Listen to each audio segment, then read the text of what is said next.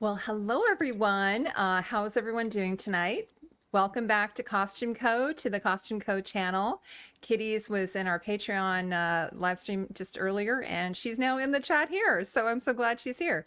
But anyway, we're going to be talking about the what is it? The finale of House of the Dragon, episode 2.8, called "The Queen Who Ever Was." Did I get that right, Bex? I'm gonna look Yes. that up. They should have named it that. The That's Queen weird. Whoever Was, which is the name of the ship. And with me tonight, I have a couple of lovely guests here right now. So I have Bex is here, and I've got Justin. But Alicia's coming, and I also messaged Tatiana. She'll be popping in a bit late. She can't stay super late because she has to get up at 4 o'clock in the morning, which is like bonkers. Like I can't do that. I don't know how That's people do that the stuff. hustle and bustle of Puerto Rico. That's just the way it is. Yeah, tales of this time. They work on a different sort of time zone thing or something. Anyway, so we're going to talk about this show. We're going to, maybe what we'll do is we'll talk about the episode, but maybe we'll sort of just talk about what we thought about the season at large as well, and where we maybe think things will go in season 2. I was actually Bex and I and Tatiana were on Alicia's channel. What day was that? Was that Monday? Sunday night. It was Sunday night, right after the show. We had our first impressions, so we've had some time to sort of let this marinate a little bit and think about it. And I've had some time to look at the costumes, but I will be getting that video out. Hopefully, Justin will be editing it as sometime next week and getting that out. It's everything's really whatever. So anyway, but before we get going, why don't Justin? We haven't had you. We had you on actually. We haven't had you on since the pre-show. So why don't you just say hello to everybody? Well, you can see that Heidi showcased some good judgment. Here, let me move you. And I yell a lot and I talk a lot and I feel like I ruin these things. And every time I come on, I'm like, I'm not going to do that. But then I remember I'm here. So like, you know what I mean? I'm like, oh yeah, I'm going to do it. I'm going to do it. Anyways, I like the season. Obviously there's some stuff we'll talk about. Maybe we'll talk about how we feel about it, right? Like about where we see certain story threads going. Yeah. Oh yes. We're gonna spill the tea. Yeah, I'm gonna say some nice things, and then I'm gonna say some bad things, and it's gonna be like a sandwich cookie, you know what I mean? And you're gonna eat it, and it's gonna be fine. So yeah. Yeah. And Justin's team blue. He's wearing blue. He's not green or black. What about you, Bex, the bad seed that you are? Hi everybody. Yeah, that's funny. That's funny. Hi, Peter. Well, you know Nick Cave and the Bad Seeds. No, I do not know that. They have artist and musician? Yeah, Nick Cave and the Bad Seeds. I think I do. Yeah, you've definitely have heard. Okay, I'm sure. Songs. Yeah. Did they do stuff for Sons of Anarchy? They sound like. No, but Nick Cave definitely did a song. God, what movie was it? His songs show up in a lot of movies, like in a lot of recent stuff. I want to say it's like maybe there's a Nick Cave song in like the Justice League, but I digress. Oh, okay. Sure. Okay. So the Bad Seed is the name of the band. Nick Cave and the Bad Seeds. That's one of the best songs you just started playing, Justin. So they did. Is this the Peaky Blinders? Oh, I'm sorry. Oh no. Is that Peaky Blinders? Yeah, the red hand. Peaky fucking Blinders. Yeah. I thought she had made a mistake. No. I was like, Bex, you don't have your subtitle. That's so funny. Oh my god. What if I went to a donation place where people donate things, for men donate things, and I had that shirt on though, and I walked out with just my head down, just like sad. They said, "Get out of here," and I go, "I know, I'm sorry." Then, like some hipster goth chick will be like, "That's the one." Oh my god, yeah, he looks like a bundle of joy. Yeah, let's get some. Yeah, shirt. Yeah, like, you're gonna know. But, yeah, and then they can always tell him that their dad was stupid. They'll be like, "Your dad was a stupid guy." That's funny though. I like to wear it. So, Bex, why don't you? Well, you don't have to tell anybody who you are because everyone knows who you are. Do you just want to give your we could just do very, very, very quick first impressions of the episode. What do you want to do? Sorry, well, I'm super flaky. I don't know what to do. That's okay. Yeah, no. It's funny. Like the discourse this week over the episode actually made me like it more. And my first impression, I knocked it a few notches, mostly because my least favorite thing they've done in the season is like these clandestine Allicent Rhaenyra meetings. I don't like them.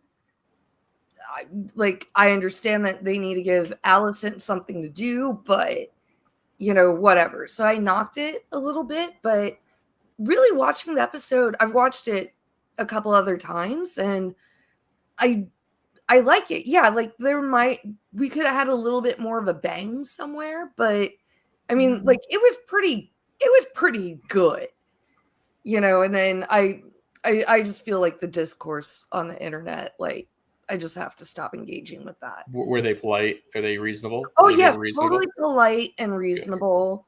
Good. And it's nice to hear. Didn't say anything bad about the writers or the show, or make it political or something. Yeah, none of that. Yeah, I think that's she's joking. I know. I'm being ironic. I'm joking as well. Oh, you are too. Sorry, you're so subtle.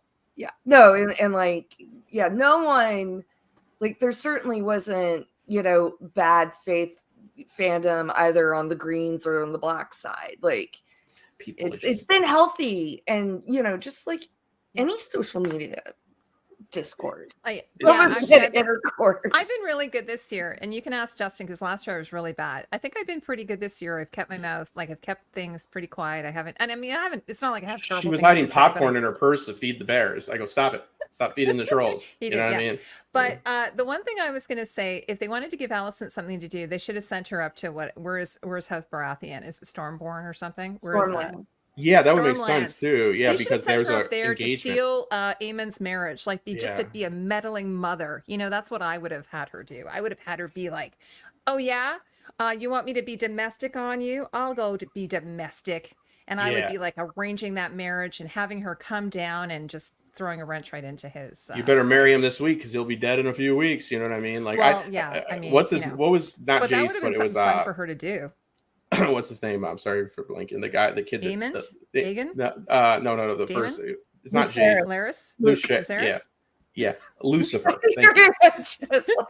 Hold on. It's Lucifer. Thank you. Okay, so I like how he's like no. AE in it. I'm pretty sure there's an AE in it. No. Give me a with AE.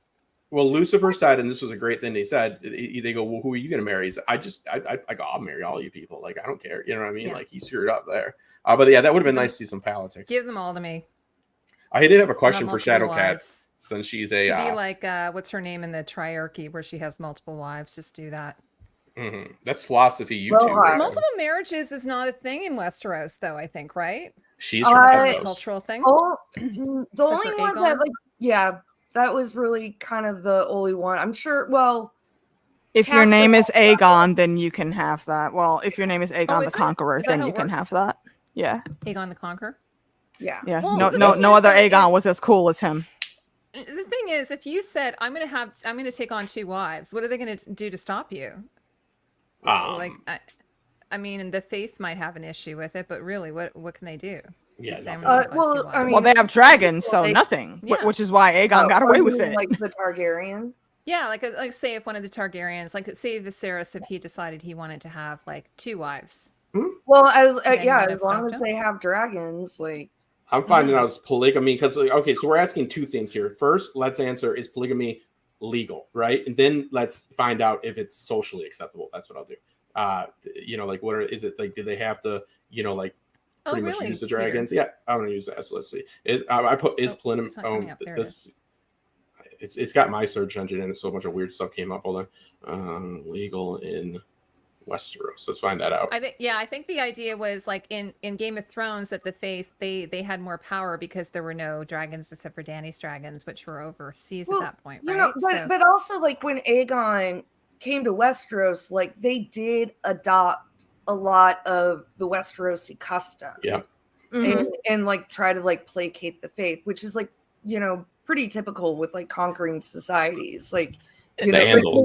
They also didn't have to do that though, and I think that's the thing that I love because they recognized that, but they still gave that they acquiesced those things anyway because they knew that would make them look better not only to the faith but also to the people. Well, yeah. I mean, but that's also why the Romans did it. Just about thank you. Pretty. I wanted to bring up the Romans. Damn it. Yeah, but that is true because, like Alicia's saying, like it's you don't want to be the guy that comes on your magical dragon and like you're from Valyria. And he was outside of Westeros on Dragonstone. They were there for like quite a bit as well before they conquered. So it's just easier to like you're not because you're pitching people an idea. I'm like, hey, I'm coming in, but things are gonna be cool. I'm with the 7. You know what I mean? And you're just gonna you can have your castle, but you can have your castle because I'm telling you, you can have your castle as long as you know where it comes from. It's smart. In that panel I did for that comic that con, Robert was talking a lot about like Andal building structures and stuff like that. Because it was for that spinoff that never happened, Blood Moon. Thank By God the it way, never happened. Alicia's here now, and I just want to say hi, Alicia. And also, would you like to? And it says titties, titties, titties under her title. Yeah. Yeah, No, I Alicia, definitely didn't look at that, Bex, and I totally did not hear Robert in my head saying titties, titties, titties. Wow. God bless Bex and her big titties. But and bad seeds. And Alicia, do you want to just say hello and also just if maybe you're just very very brief sort of thoughts on the episode? I know I saw you on Sunday. Yes. I also have watched a couple different times and had a couple different conversations about the episode since then. Well, hello. Thanks for having me. It's always fun to be here and chat with folks. And my thoughts on it is the ending, I still will say, was lackluster to me. Because we've been building for this war, and there was a real great opportunity for Rhaenyra to just go ahead and jump on Cyrax and come outside, amen. Come outside. We're not gonna jump you, I promise. But come outside. We right here. And actually, there was a thing I tried to share last time that I figured out what I was doing wrong, and I can share this time, if you'll permit, because I think it is like the absolute perfect, very short description of what exactly happened. Give me 1 second. Heidi, let's be safe with this one. We don't know what she's going to put on screen, so we don't necessarily. It is very safe. Yeah. No, I know. I'm joking. I played it on my channel, so yeah, she knows what it is. No, I'm joking. Yeah. I just have to. But also, where did the link go? You know you're joking. I know. That sarcasm doesn't come off well. When you're looking for that, I can talk a little bit about. Yes. Go ahead and talk. So this series, like the great thing about Song of Ice and Fire is that you watch these episodes and like you can go down 3 main roads of like storytelling. You can go down just a feudal like story about a feudal landscape, right? You can go down like when you saw the Green Man. You can go down this like mystery, like magical, like like. A story, so then you can go through the 3rd and you just want to see dragons blow shit up. So like there's so many different ways to like have fun for the series. I do feel like and we'll talk about it later, the undercutting of Damon's motivations and his growth with the finding out about the White Walkers, I thought that cheapened his character. I think they need to stop worrying about trying to fix what came before them and move on. And that's about it. It doesn't ruin it, but I think that they're too busy tagging that stuff on. And the thing I want to ask Shadowcat Becks, because she edits for like actual film, like how I know they couldn't have any changes because of the strike, Becks. So like they had a like you have to write what you write. And my understanding is you go then on film day and like usually the writers are always there and like they'll rewrite lines, but they couldn't do that. That seemed to have hobbled them with the pacing of this. I think that there's no way it didn't. I don't know what the other excuse. It wasn't terrible, but the pacings. The first 4 episodes came out like fire, and then the next 4 were just like, I guess we gotta have 4 episodes. It's ways. I have thoughts on that, but give me about 40 seconds or so, because that's how long this is. So, to read the caption, this is Aemon thinking, he was going to casually pull up and at Dragonstone, and wasn't nothing bad going to happen to him. And that's not how it went. So, let me start this off here. Over my house just for fucking shiggles. You want me to pull the fuck up? I'll pull the fuck up. I know damn well this bitch ain't flying dragons. That's basically it. Shout out to Nick Marina. If you have not ever viewed her content, I'm glad I'm the one that was able to introduce you. Go check it out. She does a lot of nerd things. Yes, I absolutely will. She does a lot of nerd stuff, including MCU stuff. All of her shorts are fantastic. Woohoo! Finale stream. Woohoo! Let me pull that off. One of the things I always love about these TikTokers, I don't know if they say TikToker, but these rapscallions, scamps, rapscallions, scams, rapscallions, is I love it when they use, like, they just don't use a lot of props. It's very simple. She just took a bandana and put it over her eye, and then she has. I love that. I love it when they keep it really simple and they just like lean into the comedy. Really fun. Me and Tim are starting up a channel called Real Fake Commercials. First one will be for like a Southern barbecue joint where he does the voiceover and I do the editing for, like, when you go to a barbecue. They'll go to a barbecue joint and they tell you, like, hilarious. Alicia, you know how they're like, first off, we rub this for, like, it gets to the point where I don't want to know what you did to me. It's gonna keep like, I've got the unhealthy family one. Like, you go in a 2-week, the meat spent on a 2-week vacation with a family driving down to Florida for Disneyland, and I can guarantee in the back that. Of their pickup? Exactly. Like, this is stupidest things like possible. They're like, oh, well, that sounds good. You know what I mean? But yeah, TikTok, man, I would love to be able to have an edit that turned into a trend, because I mean that's so fun. I love that. Yeah. Well, I think Ryan George was the one who sort of did the the two, it's the same actor, two people, but it's even funnier when they don't really even change their their look too much. They change their expressions. I just think that's hilarious. They just do it with acting. What does Ryan George does so well too is he does like his audio when you're doing next. I did a few of that things in my earlier videos I've sent you, Heidi, like where I did the cartoons. Have talk mix. Don't say something and then have the other person have like interlooping, you know what I mean, the crossfading through, and it gives like he perfect at it, because that seems like a real conversation, and it really does. Like, I could show an example. It looks ridiculous. Buy it. Yeah. So, first off, so I wanted to bring up the plot of this episode, and it was so weird. Like, I was trying to do a Google search on it, and I had to do, when you have to click on the caption thing, the CAPTCHA, and I kept failing it. I had to do it like 6 times. Like, it was find the motorcycles, and I'm like, well, I think, like, do I need every little bit of the motorcycle? And I kept screwing it up. So anyway, it wouldn't let me. But anyway, I have the episode here now in front of me, just in case I need, some reference. You know what they do with that, Heidi? How they determine if you're a robot or not? It's not if you get it right. It's how you must have been going very linear and with your keystrokes. Oh, is that how they do it? Yeah, they do, because a robot goes up to the right. A human being goes all over the place. So that's mostly how those work. Oh, okay, that's interesting. Interesting. Yeah, I guess I'm a bot, so you did not get it. You're just they're like, this is a robot. Oh, okay. I think it's because I was distracted because I was trying to. We're in the stream, and then I was trying to just like, why do I have to do this? But also, why do I have to to use Google? Why do I have to do the CAPTCHA? Like, what's that all about? It's seriously, it's really weird. Yes, kitties, bot confirmed. Titles. Yes. So, do we want to start in order? Should we do that? Do you want to start with Tyland? Tywin, Tyrod. Have you guys? Tyman. Have you guys ever watched The 100? Yes, of course. Yes. Okay. Well, first of all, the look of everyone over here gave me all of my life, because they look like they're supposed to look. Yeah. Game of Thrones kind of washed everything lower record and took it all out. But now looking at this man with like ridiculous blue hair and the blue beard with all the jewelry in it, like, yes, okay, I know exactly where I am, because I know who's supposed to look like that. I know those people. So that makes sense. The colors of the outfits, all of that, they brought that out so much more here. And I love that.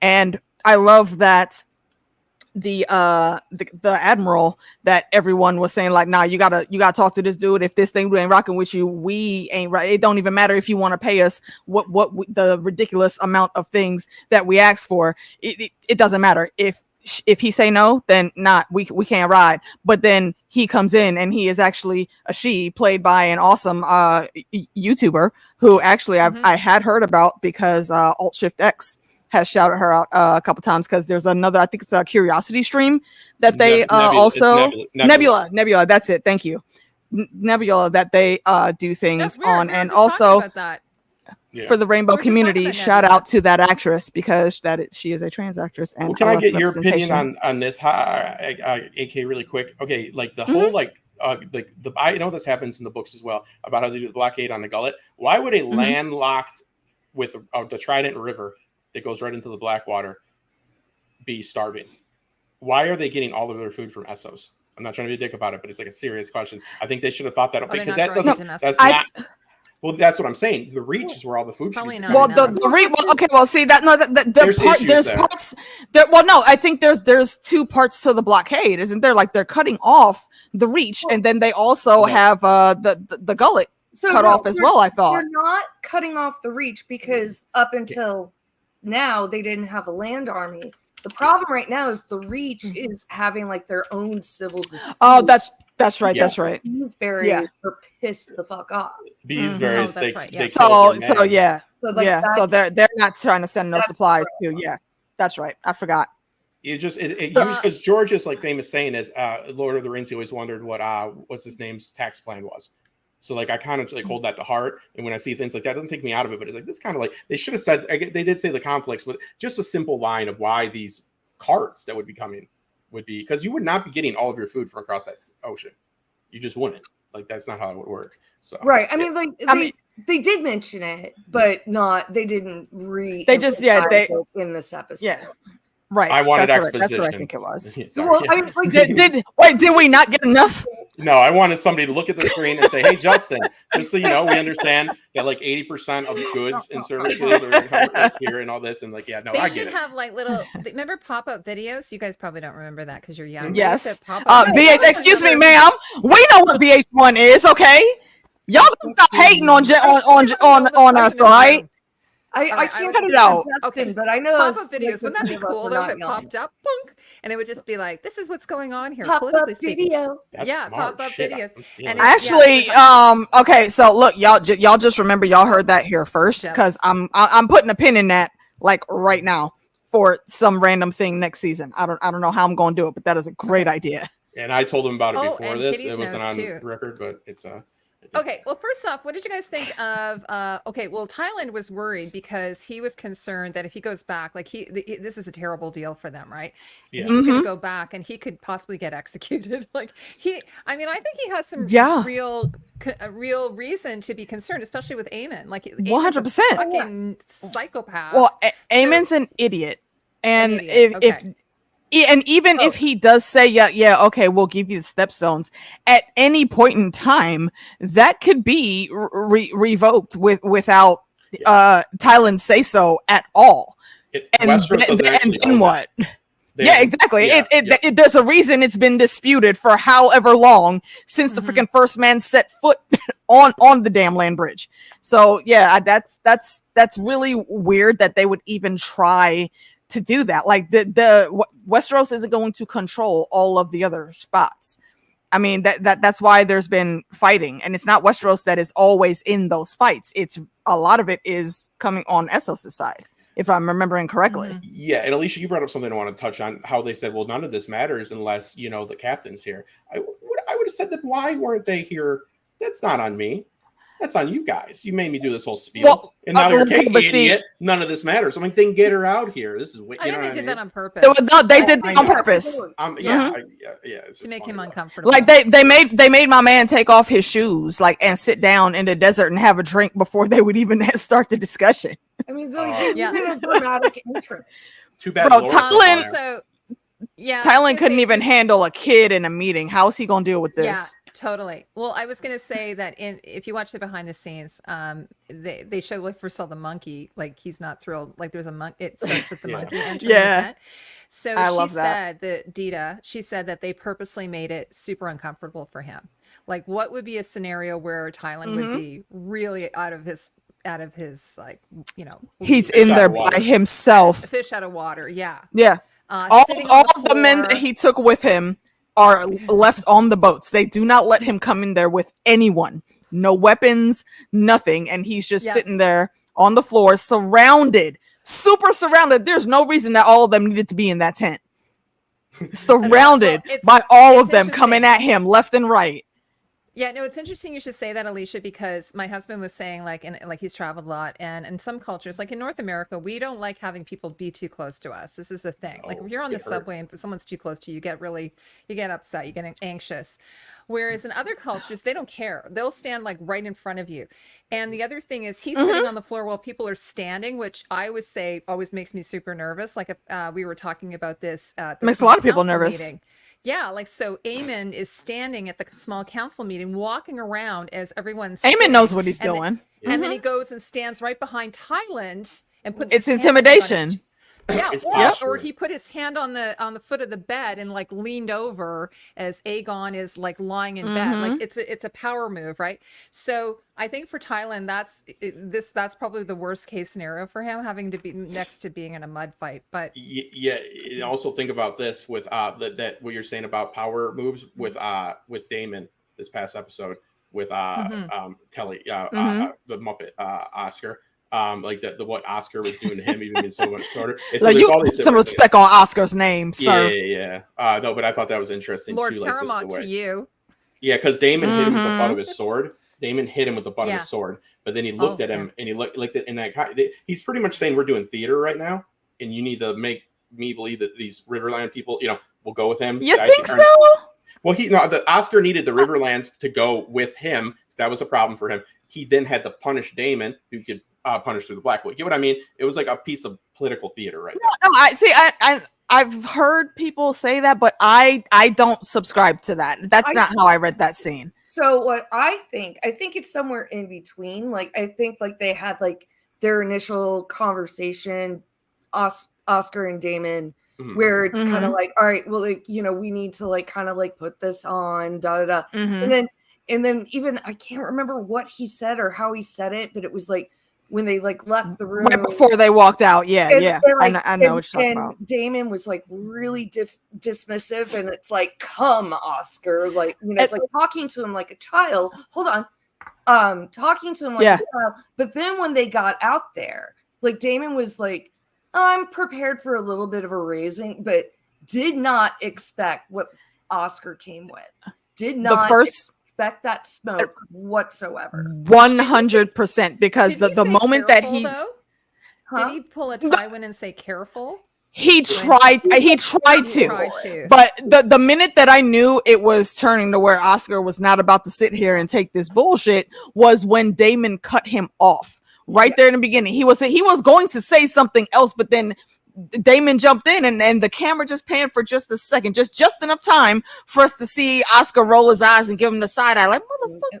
And that's when he came out and he was like, okay, you want a show? Let me show you a show, bruh. Like, let's think about the structure too. I'm sorry. The structure is this. Okay, so Oscar has to establish the feudal line, right? Like meaning like who's in charge. Damon needs them to follow suit. So he's like, it's like this weird abstract way. I'm not explaining it well, that where like Damon got shit on, but it was so Damon could be powerful. There's like a mutual understanding. Necessary. Oscar. Yep. That's what, Yeah. I think it started as a mutual understanding, but it also like he crossed the line. He Damon his and I think also Damon had no idea that he was gonna have to execute. Exactly. And that's why I said that when Oscar went into this, there may have been a semblance of a plan, but he played that not to cater in any way, shape, or form to Damon. He was talking straight to his people, like, yo, my guy. I understand what you're trying to say. Yeah, you did what the king consort, because I always love how these Riverland lords always call him king consort. They don't acquiesce to that bullshit. He straight said, look, I get that you took that order and you said you went and did what you had to do, but you didn't have to do it the way that you did it. That was your choice. And that was the wrong choice. So now you got the ante up, and Damon tried to buck back just a little bit. Bro, do you want these swords or no? Yeah, because Damon this whole time has been misbehaving. He's like, why don't you do a little bit of murder and war crime, over there? I won't tell. So like he's trying to keep this order here, and he's constantly, first off, he's been tripping balls for the last 2 weeks. The whole time. Yeah, just tripping.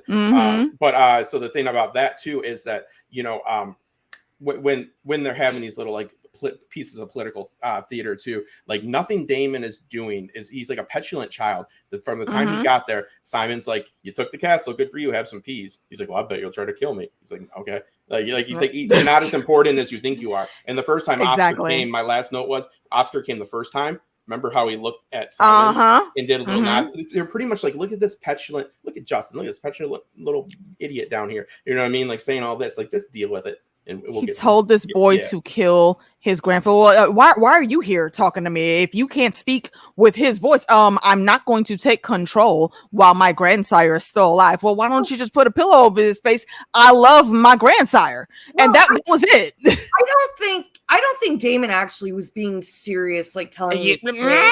I think he was making a point, but he wouldn't have stopped it. He was a sarcastic asshole. But also, in fairness, why don't they have someone in the river, or like a river run, who's helping facilitate making decisions? If like Oscar's too young and needs a regent, like you like totally rudderless and leaderless, and like, and Damon he was right to be annoyed. And I think like that's being an asshole at that point in time, I don't think it was quite so necessary to have a regent making those big decisions. A regent would still have waited to try and see if they could talk to the Lord before, because this is going to war, like gearing up for war. They're not going to make that decision lightly. But even before this, like, there's still like no one's making decisions. Like, who's running this whole show? Where are the phrase? They're supposed to be under the Tullys, stuff like this. What we're seeing here, Becks is, I think, if I may call you Becks, because that's I'm going to do that. You may. Yeah, awesome. But I see the feudal system being fallen like apart right in front of your eyes. This is a civil war. So everybody's off. Like the Freys are making deals with Jace. The Freys are doing the phrase. Yeah, and you know what I mean. So like, I think Becks has like the most nuanced point, because that's how these stories usually go. Is that like, it's not like we'll definitely like go and like kill your, or tell you to go kill your grandpa. But it wouldn't be the worst thing either. Oh, Damon's not going to be shocked if he does it. So it's kind of just like casting out and seeing what it comes back, seeing what type of man he is. But Damon's bullshit games are not playing anymore. This is a whole they just ain't going. So he's really not been taking this as seriously as he should have been, and he is up there trying to make machinations and moves for himself. And bro, that's just not what it's about. And I get why they had him go through a lot of this, especially with it being Herrenhall, because if you're not doing some witchy shit at Herrenhall, what the hell are we here for anyway? It's like Joshua Tree. Yeah, you have to pay that off. So him tripping balls. Yes. Go ahead though, Heidi. Yes, that is an awesome super chat you got right there. Sorry, I just want to say thank you so much to AU Pack Mule for the super chat. What a sweetheart. You didn't have to do that, honestly. It says cheers to Heidi for hitting 40K. So and also congrats. Yay! I know. And also well done. It's Let's only go. taken you 6 or 7 years. It's well deserved. So, thank you so much. So yeah, that was so super sweet, John. Thank you. You didn't have to do that, but I appreciate it. Indeed. And thank you. It's the right thing to do, though. We can all agree on that. It was the right thing. Yeah, this before the phrase or the phrase. I mean, right, exactly. The phrase will always be the phrase. And honestly, a negotiation with them separately was always going to need to happen, because that's why the bridge was built. Everybody needs that bridge, and Cregan is moving. He's moving slow, but he's moving, and he needs to pull his people over that bridge. So build a different bridge. That's what I'm saying. It's very soft. So in the book, apparently, go ahead. In the books, like there's Elmo and Kermit and Oscar, obviously homage to Sesame Real Street. quick interjection: the fact that we didn't get a Kermit Tully on screen on camera is like a travesty.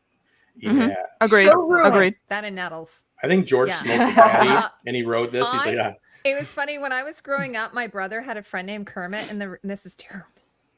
But the reason why they called him Kermit is he had these super long arms. Like he was tall and gangly with really like super long Mike Phelps length arms. So he kind of looked like Kermit. Well, I'm jealous. He's swimming all fast. Yeah, it was kind of mean. This is back in this set. Yeah.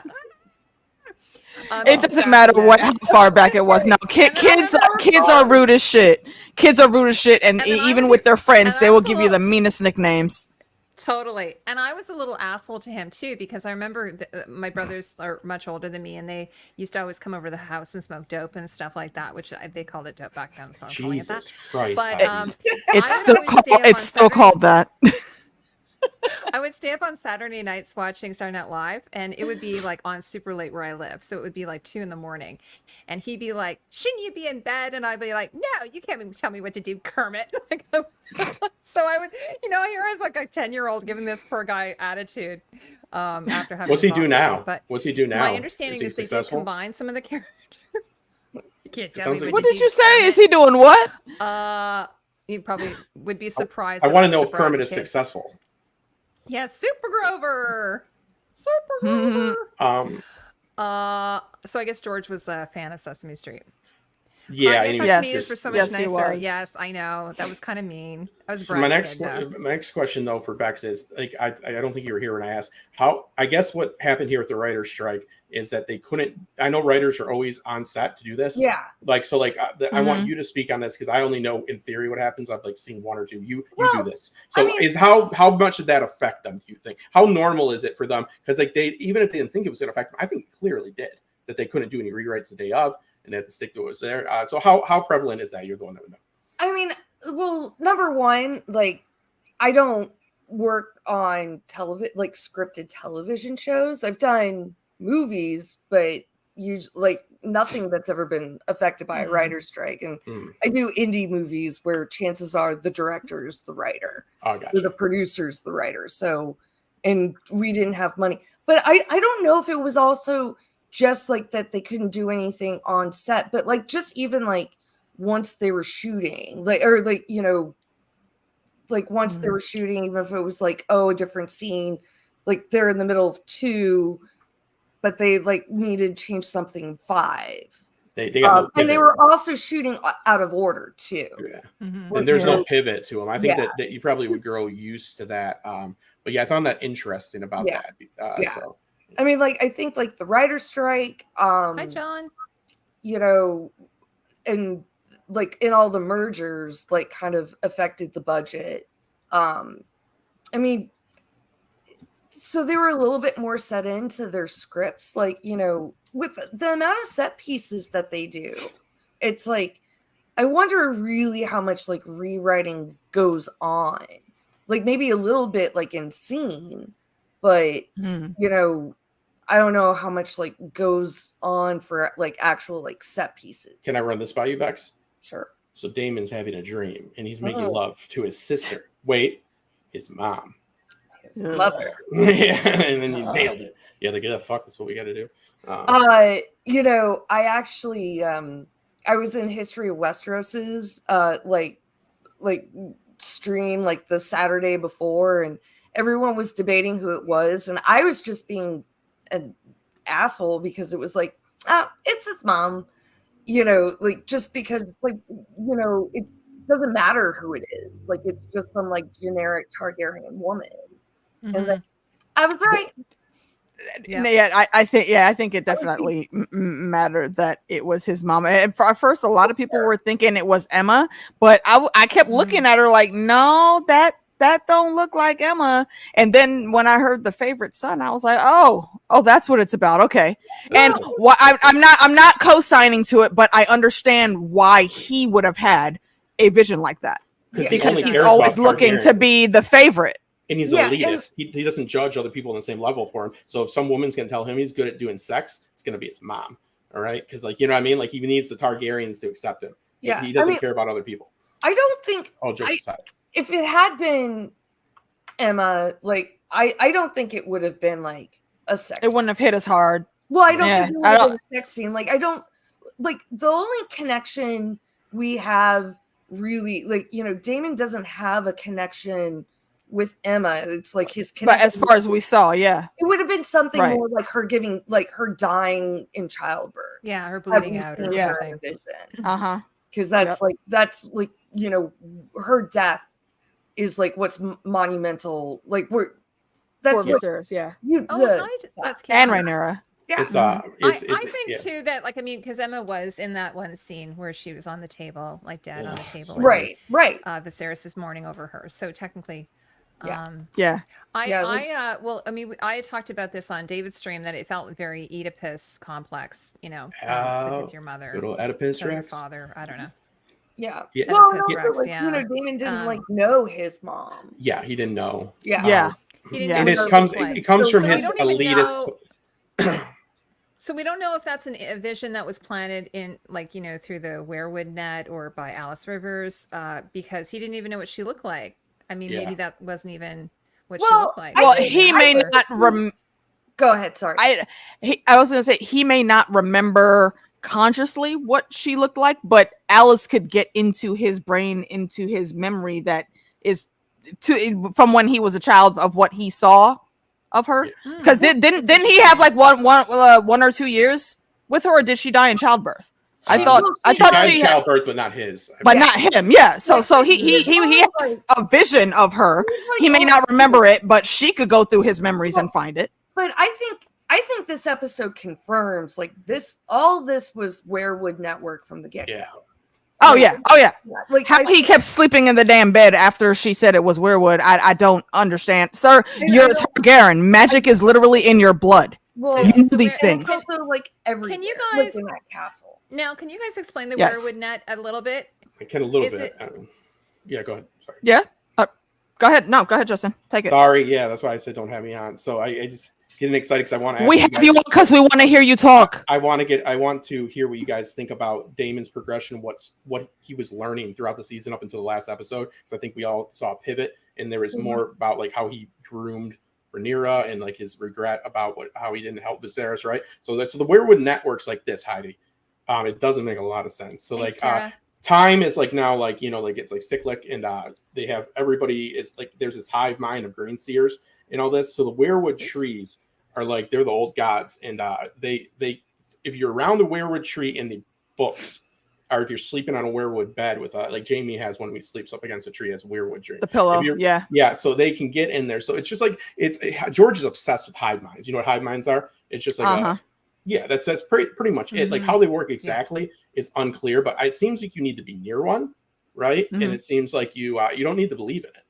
It just seems like you need to be near one, and you have to be somebody of importance that they're reaching out to, because it doesn't make a lot of sense that Bloodraven was there and Bloodraven isn't even born yet. But it does make sense when you realize that they fucking got rid of time. So, I mean, sorry, like, I don't know remember the scene in Game of Thrones when Bran sees Ned at the Tower of Joy? Yeah. That's where Weirwood Network, but from like on the side of the Weirwood Network, where like Bran obviously traveled back in time, and then you know, like, and that's the cool, and like Ned respond. So I wonder if there's somebody watching from the tree, or like watching from the Weirwood, who like knows Arthur Broom, who was the one that said traitor. Like I don't think it was exactly. Like I think it was somebody that actually like, oh, I know exactly what's going to happen. Someone that's watching, that knows that story, that either was there or has just studied this so much, and they know what's coming. So they're looking at this like, you motherfucker. And that's what we hear, is that traitor on the wind, because Damon doesn't hear it, or at least he acts like he doesn't. Well, but too, like the Weirwood. So Heidi, it's really important to take note of how many Weirwoods are in this series. There's one in King's Landing now. I don't think that was there during the show. Yeah, we the other day. No. Yeah, so we like that's about that the other day. It's not. Yeah, so they're like look at them as security cameras. You know what I mean? Like they have some multi. That's exactly how the first men took it. That's why they were chopping them down. Yeah, they say, hey, I go, what? They go, can you say what you just said, but a little bit over here? I didn't hear you. I go, oh, sorry about that. And I walk over. And It's like my Alexa. Like, I swear to God, like I'll be thinking or talking about something, and then the next thing I know, I'm getting a commercial on YouTube. But do you know what happened to me recently? I was shopping and I saw something in the store, and I looked at it. I didn't even like talk about it. I just looked at it, and then when I went home, a YouTube video, a commercial came up with that product. And you said, But if y'all didn't know, our phones are always listening.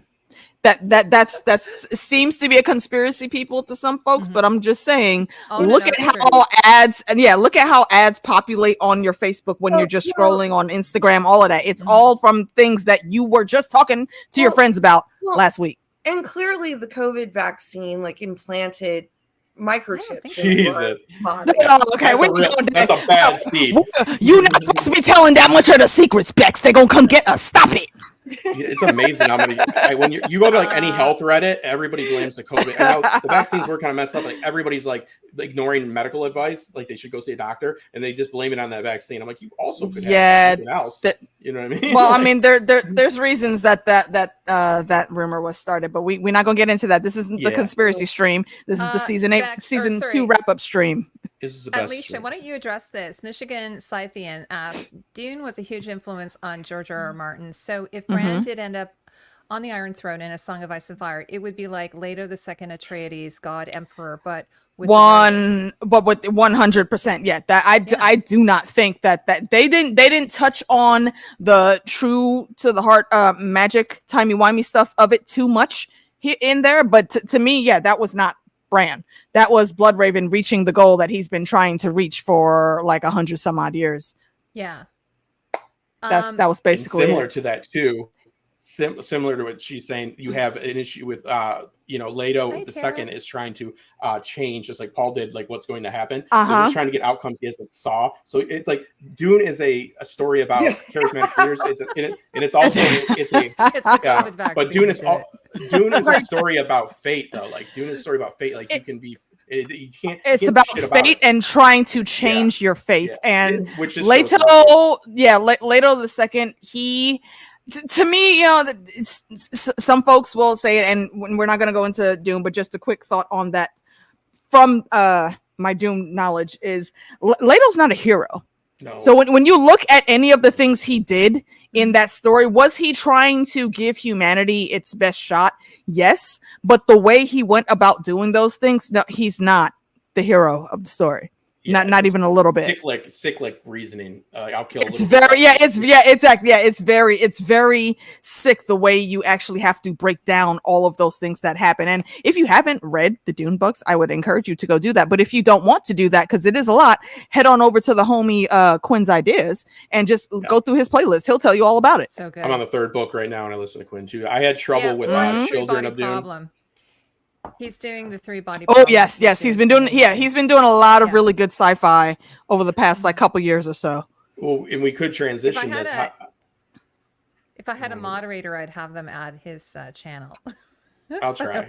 But you have 3 of them right now. I was talking earlier about how like you can watch this show and do like a Joe the Magician like deep dive into like the Green Men and the Werewoods and all that. Like, did you guys like the magic being so upfront and personal? I loved it. Yeah, the witchiness of everything at Herrenhall was the highlight of the whole season for this episode.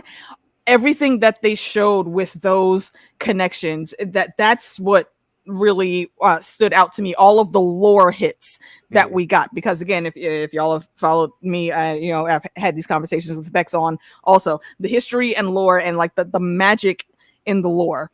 Even when you can say the magic is science, it is kind of like Asgard. They're one in the same. They're interchangeable. The way they put all these things out here, that it was basically things that we have just been talking about for years because we're just too deep into this nerd randomness, and now we get to see that. And that, I think they did very well. Just having that one little, maybe a satyr, maybe a guy with hoof sounding shoes with antlers, maybe an actual child of the forest or a green man. Mermaid, maybe. I would not have been mad about that. Okay, let's remember we did see the God's Eye. Okay, yeah. well, at least we saw the waterway that was around the God's Eye. Okay. The touch off of that, Alicia, really quick. So now when we get to them talking about the White Walkers, prophecy has always been like a big part of this show, right? Prophecy has always been what these are leaders that are dangerous because they believe they're gods with their dragons, and they believe that they are the only people to save. So this is like a, this is like a, whatever you call it, like something of circus mistakes, or whatever you call it. There's a whole bunch of people acting stupid, blah, blah, blah. So like, do you like, I wish they would have cut a little bit short of saying the zombies are coming. I really wish they would have. It took away. It was there to be said, I think. Yeah. But I understand. Bex, go ahead. Let's. I hear what you're saying, Justin, and like I think that like had we saw like the land freezing over, and like we probably could have gotten enough visual references that we had from Game of Thrones, even if it was just like an eye, like in a White Walker's eye. Yeah. Like that would have been cool. I mean, like the White Walker did not look good. Like that was kind why? Okay, like that White Walker did not look good. Like Yeah, why- that was Randy was it- stepped in. why was it just one of the generals that they show? Why you didn't have the Oh. Night King right there? Why didn't you? But you have that Well- footage. Why didn't you just roll that back and add it into the clip right there? you know, because I personally like the theory that it's Damon. Now, I like that one too. I've Yeah. heard that one. I've been hearing that. Mhm. it like there's something, and like obviously it's nothing that we'll ever get confirmation on, but I'm just gonna be so interested to see what happens after his death.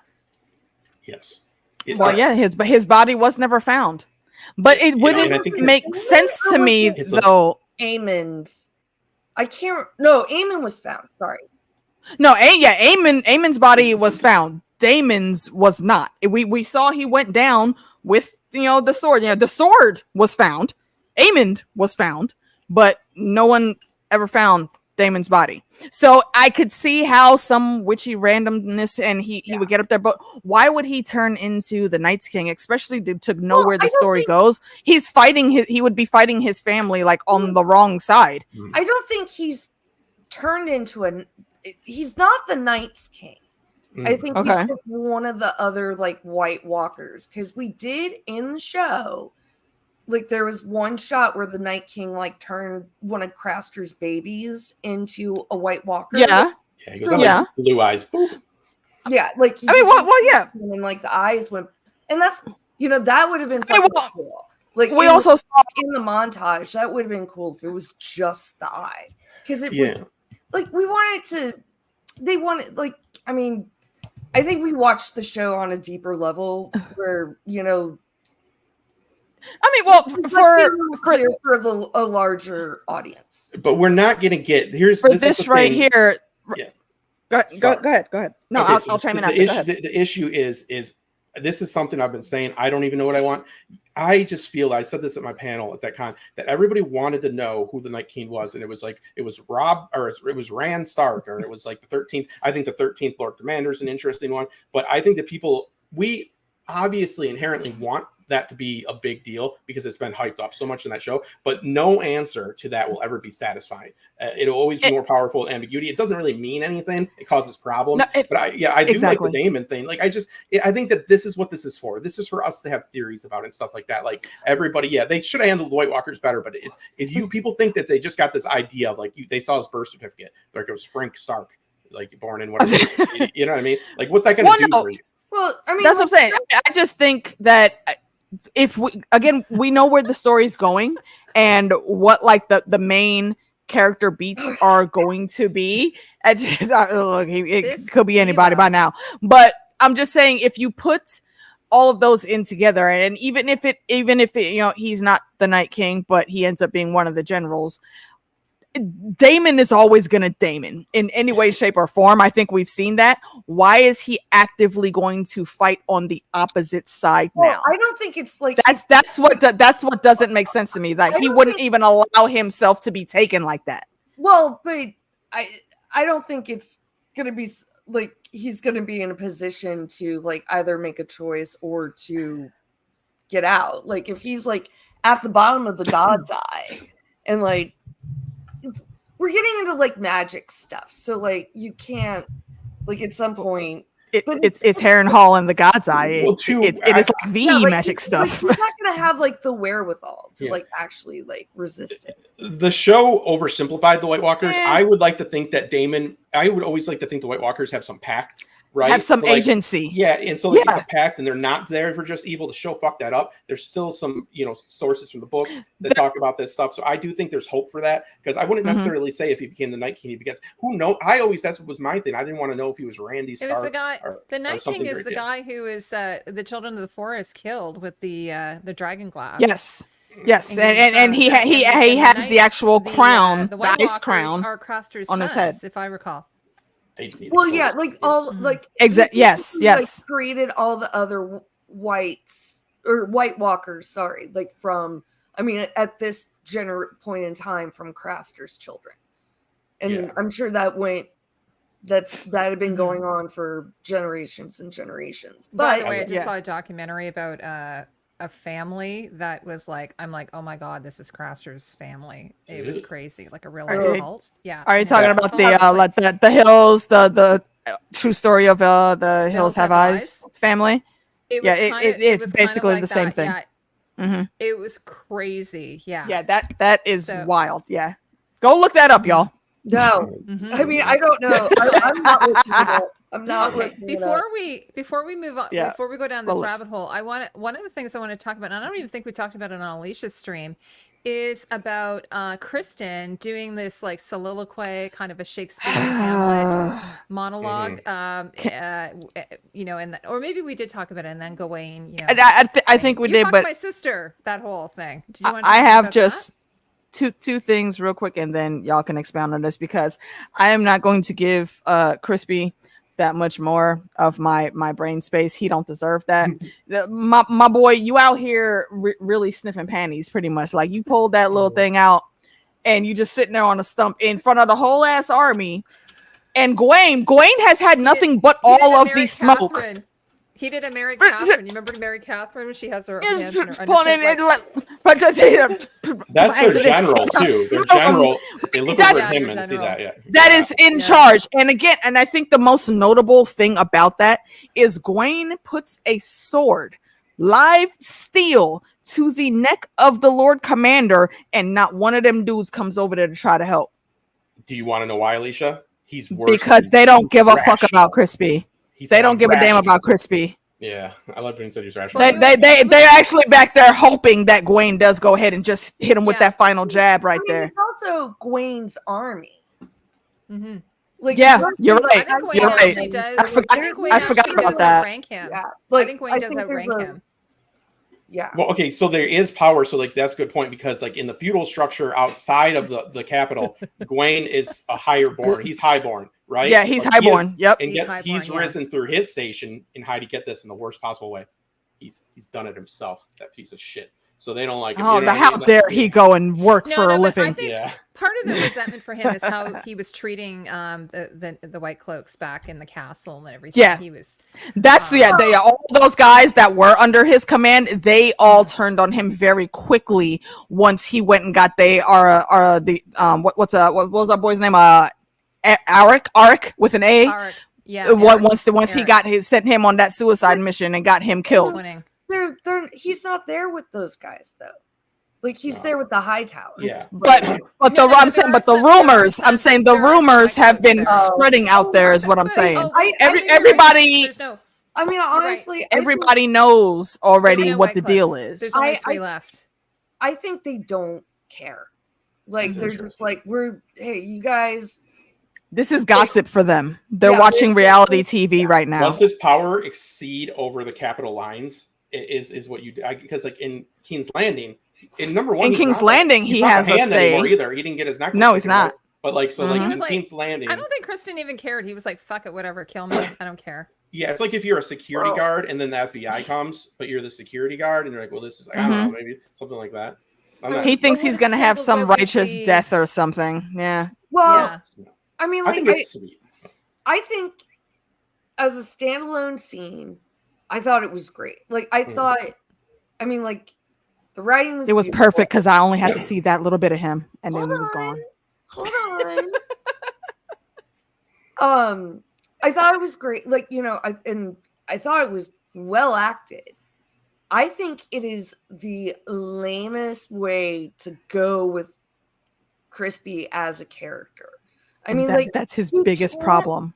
It's so good the way they did it. He can't just be like we don't want him just to be like a mustache twirling villain, which he kind of is. I mean, like, just like kind of over the top. He was getting there. He is, and I think like the show is giving that solely to Aemond, but like there's a little bit like, I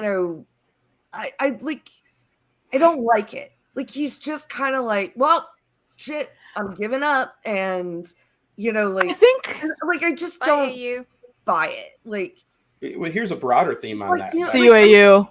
ultimately kind of agreeing with you, Alicia. Like, it's like you don't deserve, like, yeah, you don't get the honorable death. yeah, He's sitting here crying about, oh, we've given the war over to the dragons. Motherfucker, this was your idea, though. Yeah. It's just, I'm not just saying this because he's Team Green. If y'all have watched my thing, I gave Jace this same smoke while he's crying about the small folk getting dragons. Bro, this was your idea. Yes, I was just about to change. You have to deal with this. This is what is it? What did you think was going to happen when dragons entered the fucking fight? What were you expecting? Yeah, this is what's happening. You were gonna still be the big Billy badass out on the battlefield when Vhagar is rolling through killing for nothing? Are you serious? Yeah, I just come on now, get over yourself. And now you know how fucking small you are, and this is exactly what you get because you and fucking Allicent have been doing the most as being the two only bitter bitch motherfuckers on Rhaenyra's evil ex's brigade.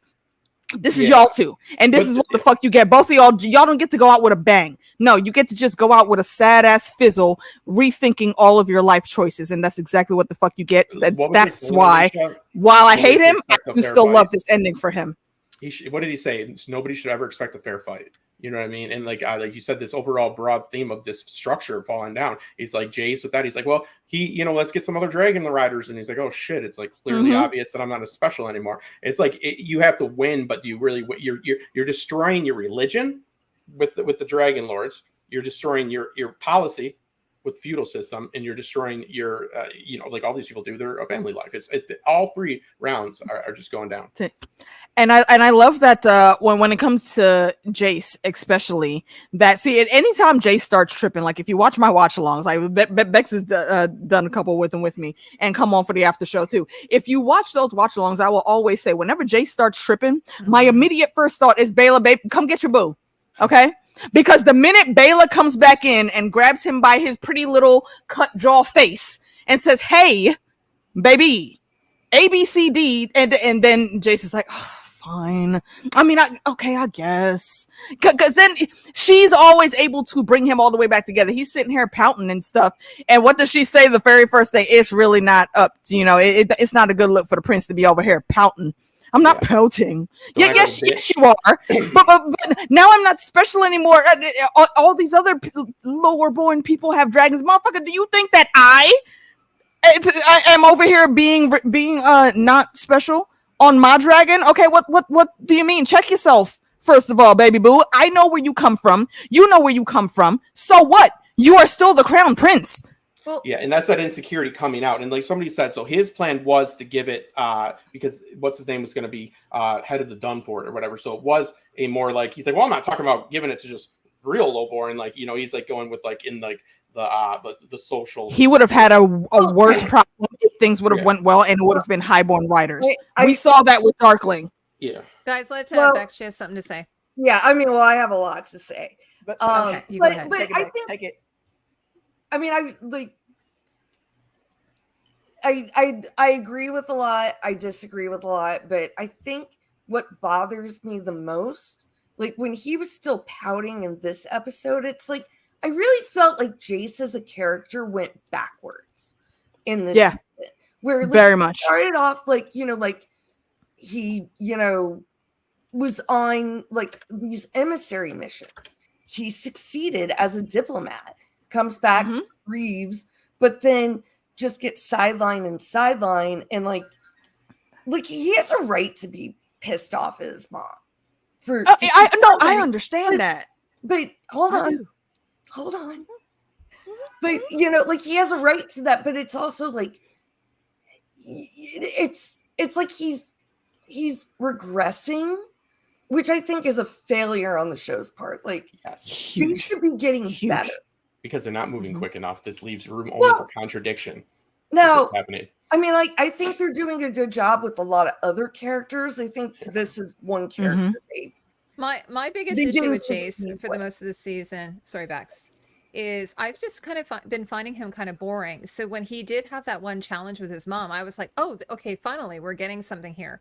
But I think this is really good what you're mentioning is that he's been grounded, I guess, kind of thing. Like basically he's grounded. He can't fly his dragon.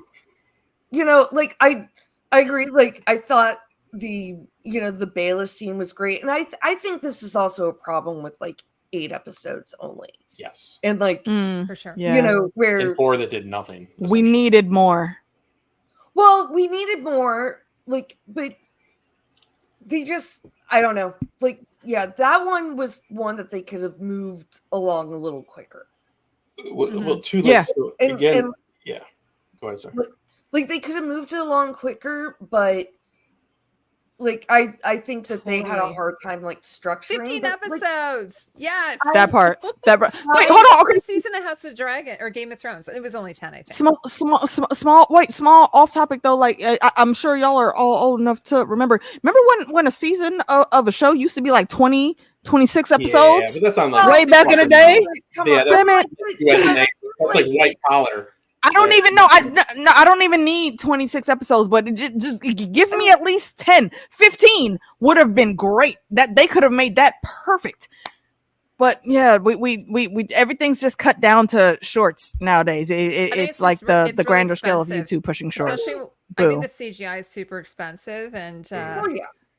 And like, yeah. And There's a lot they could do without I CGI. mean, like, though. that's like network True. television, and if we got something that was 15 Yeah. episodes, we would not get as good of CGI. We would have more we would also have more filler episodes, so they would somewhat kind of suck anyways. It's I- just But- weird though, go because of all ahead, the Justin. time jumps, and you have the time jumps in season 1, which like bravo to them. I didn't think they could pull that off, and now it's the opposite problem. And one thing, without bringing up Yeah. spoilers, unless we want to later, is how are they going to deal with that? The sad fact is that a lot of the people that were really well established in season 1 are not going to be there for much longer. Like a majority of them. So like did they spend too much? A question I'm posing to everybody. Well, that's why except for one person in here. I'm gonna pick one person. I'm not posing it to you, John. sorry, not you. Lad. No, but yeah, no. Like, do you think this is going to be a problem? Because like, let's not talk about who's going to end up on the throne. Multiple people, but they're not people that we really even seen a face for one of them, like barely. So I think it's interesting. Yeah. By the way, can I just stop for a second? I have to say, just Yeah. because everyone's talking about the seasons, I do have to say, I do find it surprising that HBO did not give them the 10 episodes. And they said it was a budget issue. Well, and I I think it am was really also surprised. timing with the writer's strike too. Okay, Because- but apparently yeah, they did because, ask for 10. They did ask for 10, and they Yeah, only gave but them 8. but I think because they wanted it to premiere when it premiered, Yeah. that it But was the like. next season, apparently, it's fine. only going to be. I've read that it's only going to be 8 as well. And So how do you George think? said it would Oh, have I went, haven't. Heidi? I haven't seasons- read that. If they okay, well- if they did 10, Heidi, do you think where would they have ended? King's Landing or the Gullet? Well, I think that's the thing. So like this Yeah. episode, a lot of people said this was a good episode, but they felt it wasn't a good season finale. I think that was where. Yeah. So if they had had 10 episodes, correct. they would have had to have had like a banger of a season finale. We could have It's actually worth got us the getting war team together. started. Remember when Danny Yeah. got the team together and she called them all Blood Riders? It's like the same kind of thing with these. Like they got the team together and they They had to give him the it's Nick odd Fury pacing. moment. Yeah, because you got those 2 more crucial events that are coming up next, and Mm-hmm. then a few more scattered within this. But it's 200 pages of a book, people. It's not that many pages. Yeah, Yeah. that is a lot of thing that I know Meeks and Lady D have tried to stress is while we know that there is more that they could put in Fire and Blood, this is barely a couple hundred pages, So which is barely like a whole chapter. see, so what and you're Fire and saying Blood is a big what I book. heard. I I thought heard it was forced. I read this season was like 50 pages of the book. Like that's 20. It was 20. You know what? Yeah, I may have been. I may actually Yeah. have been like super So, generous on that page number. I guess- You're right. if they gotten 10 episodes, we would have seen the Gullet. I think there's too Yeah. much that happened. And that would have been a good between finale. The Gullet and Yeah. King's Landing for it to like jump to King's Landing. I always Yeah. thought that was said- too much. George said that it needed 4 seasons of 10 episodes each, so Right. 40 episodes to do it like properly. But Ryan is saying he's only doing 4 seasons, and I thought I read next season's 8 episodes. I could be wrong. Yeah, So I we've already like got- I we're already I've too been hearing short. 4 more. I mean, like recently. I would kind of hold off on, because there's still Taking a advice lot of from writers George here. about writing. and they're getting like feedback now. Yeah. Like, well, you know, honestly, if I were the showrunner, I would just fuck them over and done an hour and a half episode, 2 hour-and-a-half episodes. Like I would have. I would have been happy with an hour and a half episode. Wasn't this like an hour and 10 minutes or something? Yeah. I would have said, okay, fine. You're only going to give me 8 episodes. Okay, 2 of them are an hour and a half. But after the gullet, Heidi, there has to be a hard restart for That's like chaos the build theory. So there's going to be time in between. So I think the pacing needs to be there. So you have to the gullet happening earlier in the season. Sorry, is better in my opinion than the end. Oh, I mean, like I think we needed the action. Like based off of, I mean, what? Like, I mean, we got Rook's Breast. I mean, like we got the sowing of the dragon seeds. Like, you know, like that's not battle action. Finally. Like good action and like huge set pieces. And then, you know, and then we would have done like, so we would have had this episode 8. Episode 9 would have been Gulltown. And then Ted would be like kind of like wrapping it up and then setting it up. What do we think about them not, you know, every episode they do every character, right? And they didn't always do that at Thrones. You know, David Dad did have some good pacing at first. I think that the first 3 episodes when Rhaenyra just wasn't, they always have to like include, even if it's just a little bit of Rhaena or this. I think that they maybe could have covered more ground and it wouldn't seem as slow, even though they don't have to do more, if you didn't see people like literally just like disappearing, right? Like and doing stuff like that. I think that gets into you subconsciously. Is my opinion. I think there are definitely episodes that they're characters we don't see.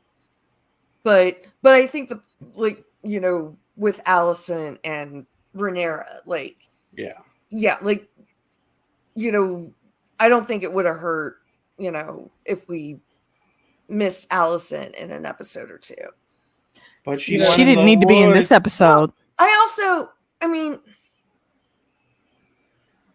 I like the jury's out for me right now.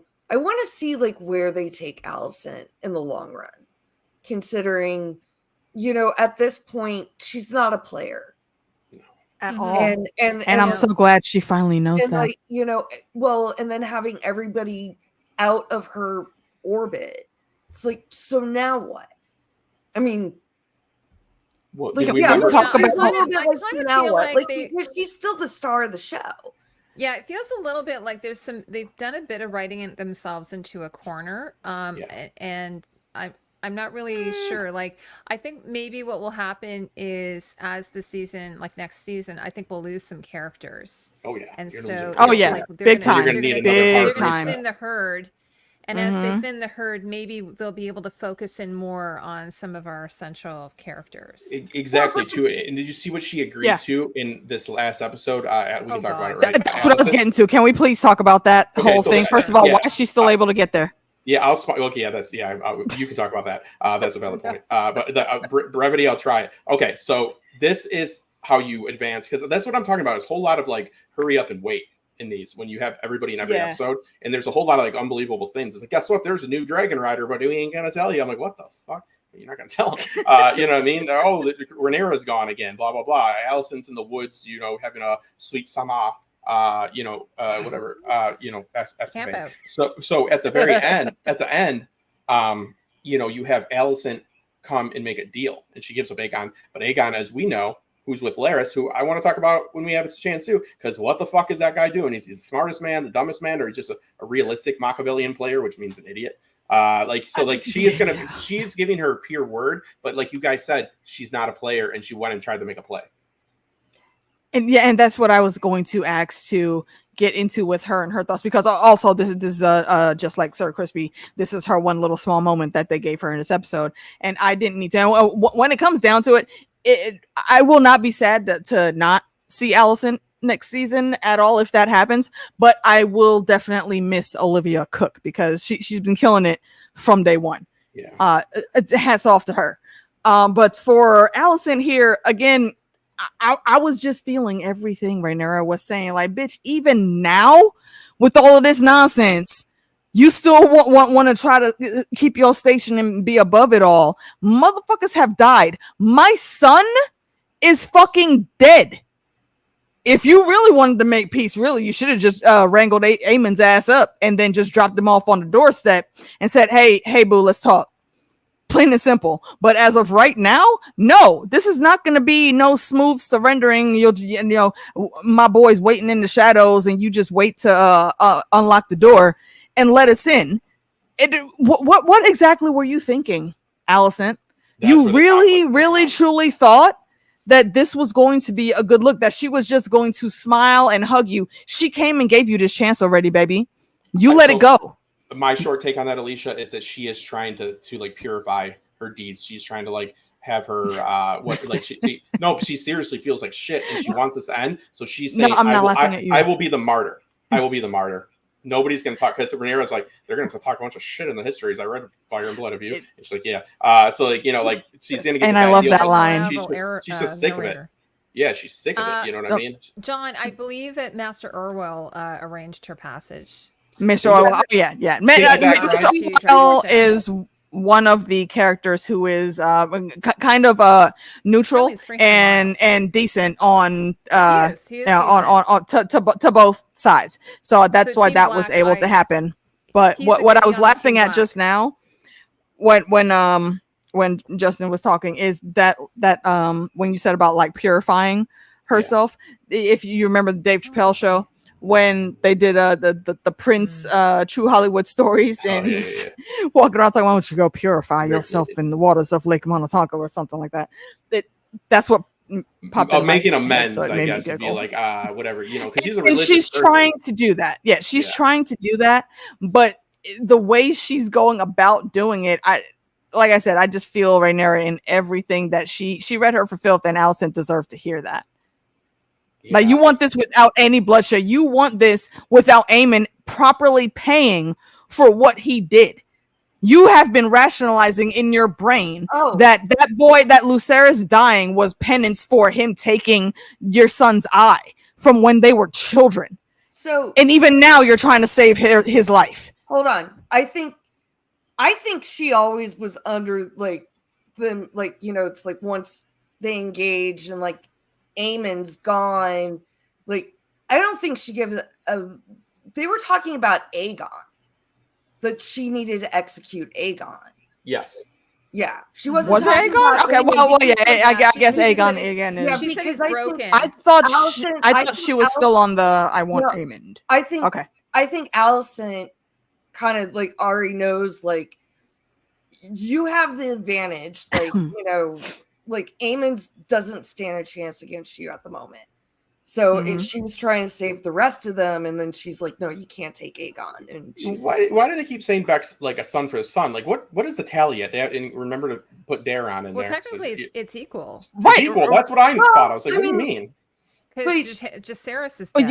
Yeah. There's Lucerys and Jaehaerys. Well, that's gone. Jaehaerys, I mean, yeah. Yeah, and like I guess technically that's a grandson, so Well, Rhaenyra's dog died, so I think a grandson and also not like not right at the moment a proper heir. Yeah. I just want to say something. Okay, Cersei Lannister, which is, you know, villain, I guess you could say. She's a villain. But one of the things that Tyrion always said about her is the thing that he did like about her was her cheekbones and that her love of her children.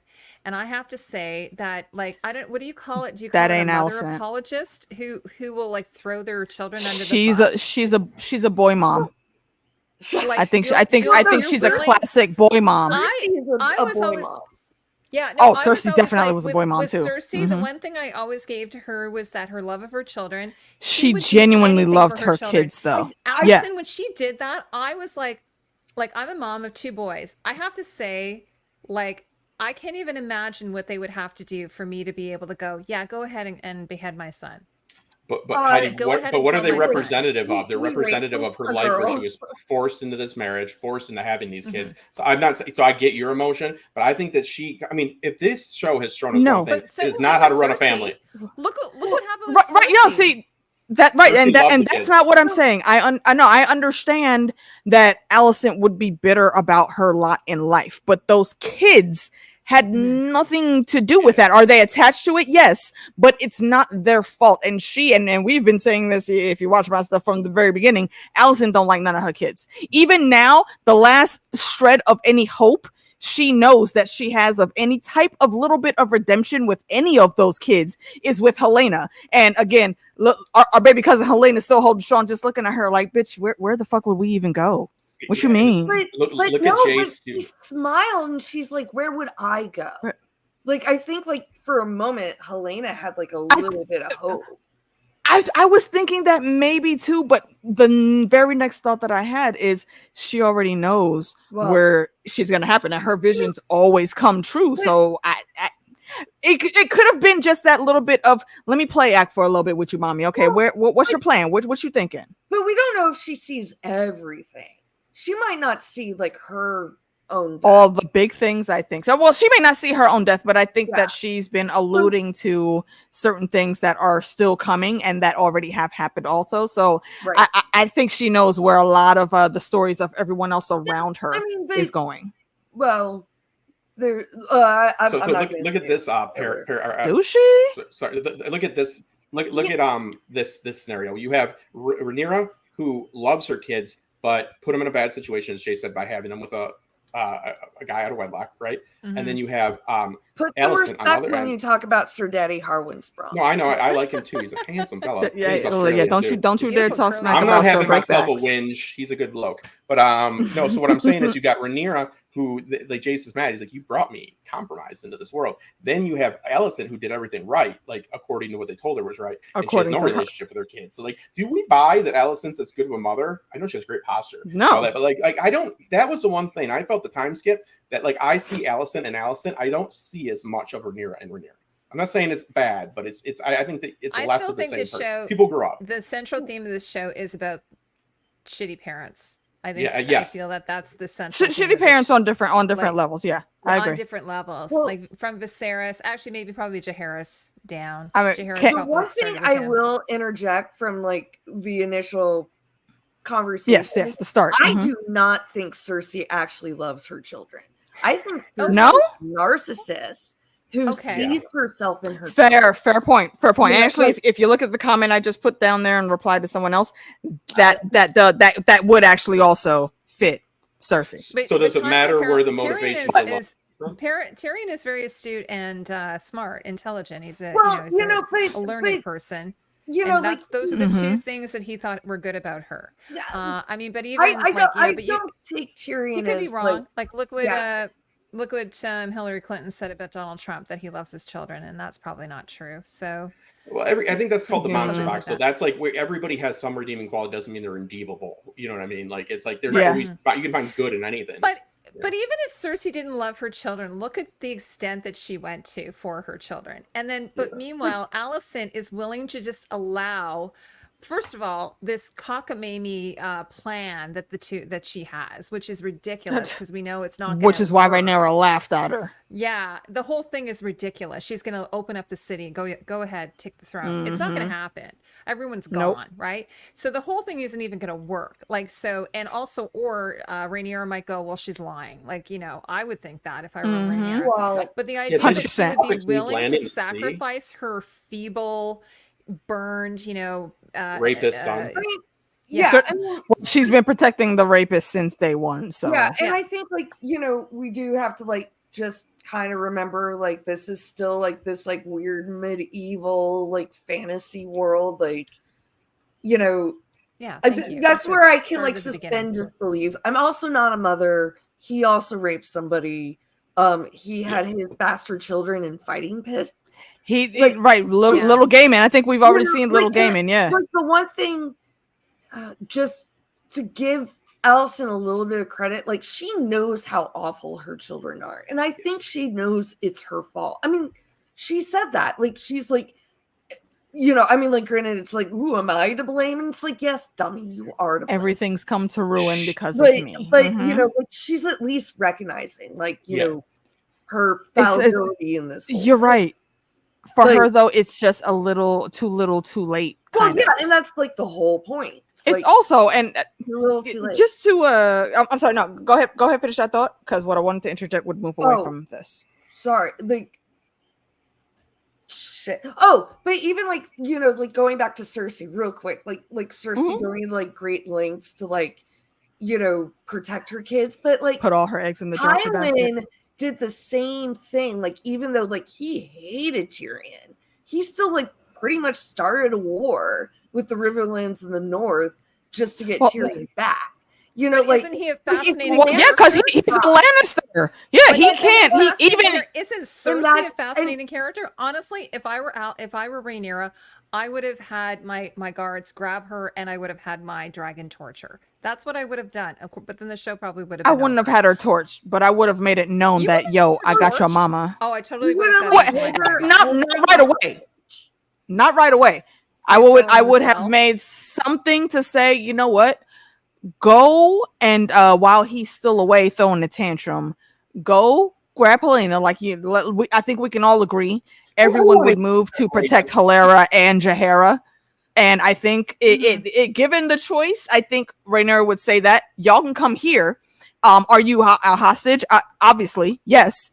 But now that you're out of harm's way, I know that I don't have to worry about my cousin, or my cousin. I'm saying my cousin because I call Helena my little cousin. But I don't have to worry about my little sister and my niece getting fucked up when the shit goes left, because if you telling me you gonna leave the doors open, I'm putting boots on the ground, and we all see shit can go left with soldiers when they're in their war fits, and arguably those doors are gonna be open no matter what from the city watch. Fair enough. Well, yeah, fair. Yeah, the city watch be fickle. So one thing because obviously Allicent arranged passage with Maester with the Maester, but Mr. Orwell. I like to think it was a piggyback ride, Becks. He got on his back, got it back, and just gallop there. I like to think. But like, why didn't she just bring Helena and the grandkid at the same time? Did she go back to King's Landing first? That's what I was asking. Yes, she was. Yeah, she was at King's Landing. Wasn't this like shortly after? This was after she had talked to Helena. Well, yeah. Or was it before? Yeah. So it's her. Yeah, her going there. If you really were trying to think of where would you go if we could go and just roll out so we go someplace safe? It again should just be. I don't understand why anyone thinks that Helena of all people would be on anybody's hit list. Literally, Team Green and the whole of Team Black will ride at dawn for Helena. Plain and simple. So I agree with that. She should have just taken both of those girls and went over there and said, "Hey, look, I know you still pissed at me. I can't say shit to fix this. You gave me one last shot. I understand. I'm sorry, but here we are. Okay, nobody is there. Mistakes all right, made, blah, blah, blah. If you want to go get it, made. Go look. Right, exactly, mistakes were made. Go get them. I'm gonna sit here. No, what I was gonna say is, I think this is some writing going on though, because like there's pantsing, like which is like writing by the seat of your pants versus plotting, and I kind of feel like it's interesting. It's kind of like a chessboard. Like you have to have the characters in a certain position. I'm assuming that they have blocked this out for the 4 seasons. Gosh, I hope they have. And they were like, okay, where does everybody have to be when we're doing these milestone tentpole events? Yeah. And so, it does totally make sense that she would have just brought Helena and just Sarah with her. Like that totally makes sense. And then what's Rhaenyra going to do? She's going to harbor them, of course. Or even like a hold hostage situation, like or a hostage situation, which is a very, very, like in Shogun they do that, right? They do it. It's and they're valuable hostages. Yeah, it's very subtle how they do it, but it's like technically they're hostages. They're not allowed to leave. And instead, though, they had to do like a bit of a Wuthering Heights. They have Allicent go out on the moors with her cloak and the sunset and the tears. Like, come on, fuck off. Like, I mean, seriously, beautiful shot. They can leave. It was amazing. It was beautiful. Beautiful the cinematography on the show is amazing, but just some of it is it's a little bit of melodrama, right? Yeah. Can I respond to this real quick? May is saying, you put too much trust in Damon, and that's what I was going to bring up next with since we're on the bad parenting subject. But for this comment, saying you put too much trust in Damon and Corliss to not hurt Helena. Corliss literally just said that Dreamfire might join the war. There's a risk there for Team Black. No, there's not.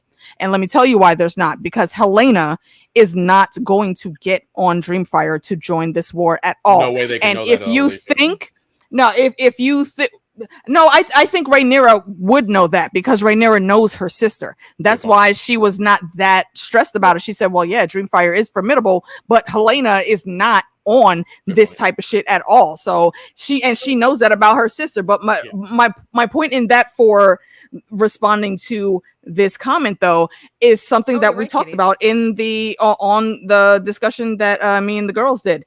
If let's say Aemon was successful in dragging Helena to the dragon pit to go talk to Dreamfire. If Dreamfire takes one look over there and sees that Helena is actively being pulled and distressed walking in there, you think Dreamfire not gonna get at Aemon about that? And let's remember, Vhagar does not hang out near the dragon pit. Tell that old Vhagar be in the woods a whole horse ride away from where the dragon pit is. So no. Dreamfire, I don't think anyone has cause to be worried about Dreamfire. We saw Dreamfire once when they were season kids. One, really blurry. Okay. In season 1. Yeah, like sure. So it was like so 3 Dreamfire pixels. is in the dragon pit in King's Landing. Yeah. So yes, when Aemon was trying to get a dragon when they were kids. But, like as far as like Corliss and Helena, like Corliss is not gonna hurt Helena. Like he's he's not smart. Yeah, like I mean, and like even Damon, like he's not gonna be nice to her, but like he's not gonna be nice, but he's not going to actively kill. No, he's not gonna at all, and he's not even there at this point. At this point in the story, he wasn't even there. Like, they're not psychopaths. Like exactly. Hold on. Well, not Corliss, all of them. I don't want. No, I don't want to be. Damn it, Justin. No, I don't want to take Driftmart. No, call somebody else. God, that guy's pitiful. He's told to see for me. Bullshit. Oh wait, dude, hold on. He's super lonely, and he wants to talk about how his face got carved in that tree. Sorry. So May says, "Do you trust Damon and others on Team Black to take that risk?" Yes. It's not about what we know. It's not about. You're right. It's not about what we know. It's about what we know that the characters in universe know. Yeah. Everyone knows that. Everyone knows that. No, Helena is not going to get on that. And if Helena is not asking Dreamfire to join this war, Dreamfire is not going to do it. Yeah. Because dragons, as far as we know, do not listen to 2 riders at once. Well, and it's also not only she doesn't like as Rhaenyra said, like she has no taste for flying, but when she talks, she's like, I don't want to burn anybody. So it's not even just a matter of she actively don't want to do it. It's a dragon that would do it. She doesn't like doing whatever. it I don't recreationally. like flying, but like I'm not gonna. The dragon would have like connected with the other exactly, and she flat out said, "I am not burning anyone." Yeah, she's like least of all my family. Yes. Bex, so you're saying she doesn't even like doing it recreationally, just going out on a flight? Yeah, like how you ride a horse. She's not a rider like that. In the book, she is, but not in the show. Alicia's totally 100%. Well, I mean, she rode Dream, and that's a well-known fact. I mean, in the books, they talk about and we know that she has claimed Dreamfire, so that connection, that bond, is there. Yeah, no one's gonna be able to bring Dreamfire into this war without Helena. Helena ain't gonna do it. I don't remember a dragon that I'm bonded with and not ever riding it. It would be weird, I think. Well, how about the dragon bonding? If Dreamfire was a huge Mothra moth, she'd be down. No, I even that, I still think she would not be into it. So also, Viserys claimed Balerion and only rode him once. Oh my god, really? Which how the fuck you got Balerion, the black motherfucking dread, and you only on him? I would have been just like Lena on Vhagar. I am going everywhere all the time. You will never catch me at King's Landing. No, but Balerion was so old. Like it took. Like it was more of a struggle to like. Get he don't got to go far. No, he was dying. Like that's why they only took the one flight, because he died. What do you But think the black it's dragon was like? one It's you, flight. it's me, not you. And he's like, no, I'm not ready. Valerion, can I ask you? Valerion is the giant skull Yeah. that's in. Yes. Valerion in is the Demon one that Thrones, said right? his shadow. It's almost like Valerion in the 300. Dread? You know, our arrows He will was blot dry. out the He was sun. now Valerion he would was fly dry. over a Was town, he dry or and was he dying? it would be under shadow under He his test drove him. his He test drove wingspan. him and he said, "No, I'm going to get a newer model." Is Vhagar bigger than Valerion was? No. Still not. Valerion Valerion was the Vhagar was in present- ridiculous in the huge. present story. In Vhagar is the smaller. most violent By one the way, as well. Luke said that Well, in I the guess show, they Lena stopped growing at some point. that Helena rode her dragon to Lena's funeral. Yes, that Yes. is the- Okay, yeah. and that So was that's where we saw it. just a small also that just homage to the death of the dragon rider who and- their families were connected there. So She- yeah, that's a special occasion. She took She an might Uber have green. only Imagining having a recently dragon claimed and the not dragon. flying it, just even recreational. Hey Philly. Hi, Phyllis. Well, see, I think That's that's the Philly. thing. She doesn't like going out a whole lot, but again, that bond between her and Dreamfire is still there. Like, And Dreamfire isn't like the old and dusty No. like Valerian No. is. So, So like- I think they at least spent time together. Maybe not in the air, but So, in the dragon. like, I think it's very fitting that her dragon is Dreamfire. Like, his yes. definitely Of like course. the Targaryens. Like, Bring back you that know, witchiness. how much are Come on, Bex. How much are the dragon dreams actually coming from her connection with Mhm. Dreamfire? But we don't know because we haven't seen her. in I like Dreamfire. ballroom. Exactly. And, Bex, like, think Very about this. true. Michigan was Viserys calling was it. so insistent on talking about Called the him dreams, ballroom. Yeah, me too, kitties. and they No, don't ever take notice of his daughter that's having a dream. Well, Yeah. Oh, do we? And that's any of those kids. that's Yeah. something I that like ballroom. I think Ballroom's a good name. me Bex and the ladies had also got into Yeah. was Yeah, I mean, weird. you wanted to be a dreamer so bad. You had that one dream, which yes was very prophetic and it did mean a lot, but you never were able to do it again, which makes me say that no, bro, I'm sorry, you just got one hit because the word need to get out there. You're not a dreamer. But your daughter over there that is saying all the weird shit all the damn time, but y'all not listening because just like Dani's, everything she fucking say comes true. How you not know? How you didn't notice that? I mean, like he was like he was a good father to. Well, no, he tried to be a good It's- father to Rhaenyra, and like he really tried, but then he Did he totally try gave though? up. Well, no, he I tried. believe- no, yeah, I failed. agree. Yeah, he definitely He tried with failed. Rhaenyra. He let her love who she wanted to love. It's all, you Essentially, know what it Up is? to You a know, I'm point. going to blame. Fair, it's- fair enough. Yeah, I'm going to blame tried. all the mothers that enough. died in childbirth. Like, That- because all the that- mothers. Damn, that's who that's where we're going. Yes. Word. I mean, That's the Well, and that's the because Rhaenyra Sarah. lost her mom. constantly go. It's like, oh, and she died. Not the one hit wonder, bruh. So we do need that. I want to touch on this if it's okay, gals. Thanks, titties. You know, we're doing our talk here. So in the Yes. Vale, we've got Mhm. Sheep Stealer, and we've got Supposedly. Rhaena, right?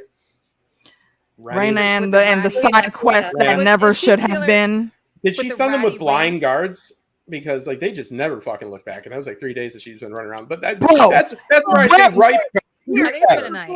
Before we Do go better. crazy, like I was like talking about this with other people. Like the Vale is huge. It's Yeah. very easy. Like So there's huge. no reason to like. There are people looking for her. Yeah. There has to be, but Are you sure? there has to be. Like The princess come on, is it's only missing. been an No. episode. It's only been an episode. Like She said it was 6 good men, but maybe it wasn't 20 good men like Ramsay had. Oh. They- I mean, also- right? Yeah. But yeah, also I mean, the like children are on their own, and that's not gonna. I don't know. That, that's that gonna was be- my question. Where are the babies? Where are the dragon eggs? Even Well, no, I know I this mean, gonna they're sound with bad, the but even children, more I think. important, where are the dragon eggs? But the With kids that, aren't gonna think the kid. They're all. They may Kids be is in the dropping same some realness vicinity. They may be in the Kids is same dropping some vicinity, realness. it's like but their baggage train. Like like that's what I'm saying. Like, baggage do the that they boys? have and the eggs. Do the boys know that they should be looking out for those eggs? I don't think they do right now. How many people in the party? 6 guys and then 3, the 2 kids and right? The And two look, kids there's and a couple Rhaena of- and the Okay, so dragon 9 eggs. people. Like a couple 9 of people. descendants. You're missing one. But Rhaena was You supposed notice. to be with them. She kind of Right. she Okay. See, and reluctantly- that was my question. That's my she biggest question. reluctantly I guess agreed to I- do it as I'm totally fine with understanding like someone figured it out and they're looking for her, but the Vale is that big, and like It is no. mountains and- That's not my question. That's not my Bex, biggest question. This is the one thing you could do Well, that and was- fix this. that's In the middle of the night, she gets up and leaves, right? Like when it's sneaky. Just that would solve all this shit. Like that's when I say do better. I love the show, but do better there. Don't do You're that. right. Also, right. this part here, You're right. like, and yes, no, you're right. The Vale is vast, but we know that there are 5 whole ass tribes up there. There might even be more of them now. We're so far back, because you remember there were tales of a fire witch that were in the mountains there, and a lot of people theorized that could have been Nettles and Sheepstealer at that point in time after the war, where she disappeared. But my biggest question isn't, is anybody out looking for Rhaena? I'm sure that they have noticed that she is not there. My biggest question is, where are those boys? Are they still held at the harbor? Are they waiting to try and find Rhaena? Or have they started the journey did across she the fall- narrow sea? Yeah, did she fall off the turnip truck? They're like, I think she fell did off this. the She turnip goes, "I'm truck. getting out of here, guys," and they're going, "Oh, where'd she go?" You know what I mean? Like I think that's Which is really She was wild being that she was stealthy. even able to do that Like- unseen, because the mountains of what is it they call it, the Moon Gate, that gate right or the The bloody I think gate. the bloody gate, that's it. There are watchtowers on the sides of that, because they like to see people coming from a distance, even in the Vale. It's high up, so yeah, you utilize that view. How did they not see this broad running off for her side quest? It was, yeah. Maybe they like- did tell. Maybe they did. I'm Maybe they did. confussed. Yeah, I'm gonna no, go look it up. It is what it is. I know So I'm let's- asking for logic and I shouldn't, but Yeah, that, no, this is where my let's- thoughts were. This So is let's one get of on the things, Nettles, like, do though. they in a writer's room? And I don't know, because I've never been in one, and I don't know anybody who's been in one. But I often wonder, in a writer's room, is there anybody who like sits around, like, how they have fact checkers when it comes Yeah. to Yes, things. That I aren't have real. not been in Do a they have people professional sitting writer's around room, going, okay, but let's poke. I've holes done in round this to see what tables. happens when So- we poke holes in. Script supervisor makes continuity. Right. Yeah. Well, but I mean, well, script supervisor's continuity, like Yeah. in shooting. On the day, Yeah. So, like, in the writer's room, I mean, like, first off, like, Ryan Condal and Sarah Hess are huge nerds. Like, they know this stuff. yeah, as well. just like us. Yeah, Yeah. Mhm. And, like, That's on they're shoot. No, nerdy. I'm talking about in the writer's room, like before we even get to that point. Yeah, I mean, but like at Somebody some should point, call them on this shit. like, well, no, it's like at some point it's like, but what about that? What about fuck it? She just runs off. Yeah, like, because what is Like, this? Like, so you they got- wrote it and they said, we'll figure it out. And they couldn't redo anything either. Well, so they're and like, that- we'll yeah. figure it out. And then Well, they're like, oh, fuck. I mean, that's what we were talking about Ryan George earlier. That's what he sort of does, right? He pokes holes Yeah. in things. Super But easy. you would barely think they that can they do. would sit around going, well, doesn't anybody notice? No, they're all in their lunch break. It's Well, like, yeah. The- I think it's Or no, simpler than I that. think it's simpler than that. They kind of just forgot. Yeah, If it's just Condal like- wrote it and Condal's the showrunner, it might not doesn't need to even probably get approved. Who knows what could have happened? Because there's Well, people that Sarah are better wrote at the writing last different episode. things. There's people that write dialogue better. There's people that write the plot Mhm. better. There's people that have different jobs. Oh, So, yeah, like, yeah. somebody else should have heard that and said, "So how does she do that?" But he goes, "We'll figure it out, and it won't be stupid." Well, and It's okay. yeah, maybe that was like one of the writers' room. Yeah. Like, That was their Starbucks coffee. I mean, who cares? It is like- what it is. I mean, like, well, I mean, okay. I'm gonna call him Talk out. about on the it. nettles of it all now. Yes. All right. Yes, please. So- Yes, please. And we got to get back to Corliss with the bad parenting, though. Put a pin in that, please. okay. Come through with Nettles. Well, yeah. So the nettles of it all, and I'm Find the disappointed picture. we're not getting nettles, kind of, but I'm not mad at the moment about combining Rhaena and Nettles. Like, is it great? Like, I'm not mad at the idea. But I'm getting worried about the execution. How they gonna We do were it? about the romance. That's my aspect is guess. gone.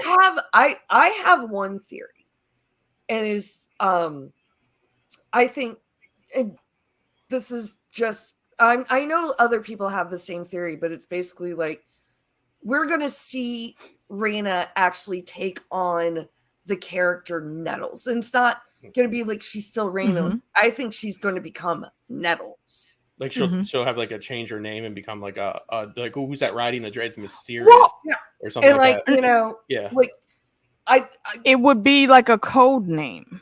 I think maybe. No, I think she's going to hide in Vale and like stay with. I don't think she's going to triumphantly. You don't think she's going to enter the war at all? Well, she will, but I think it's going to. I don't want to go too far down. Yeah, how do we do this without beaking in? Yeah. Because there's an issue Yeah. with people, is what we're Like trying to say. I have it like, you know, like kind of yeah, like she plays a certain Nettles plays a role that a daughter. They are Targaryens, but yeah, still shouldn't play. So that's what we're getting at right Well, here. I think we were talking about this on the other stream that, you know, we've got the maesters who were telling the story of a House of the Dragon, or sorry, of us, Blood and Hot what's it called D. again? Blood I'll call it Hot What's the name of the D. book again? Fire and Blood.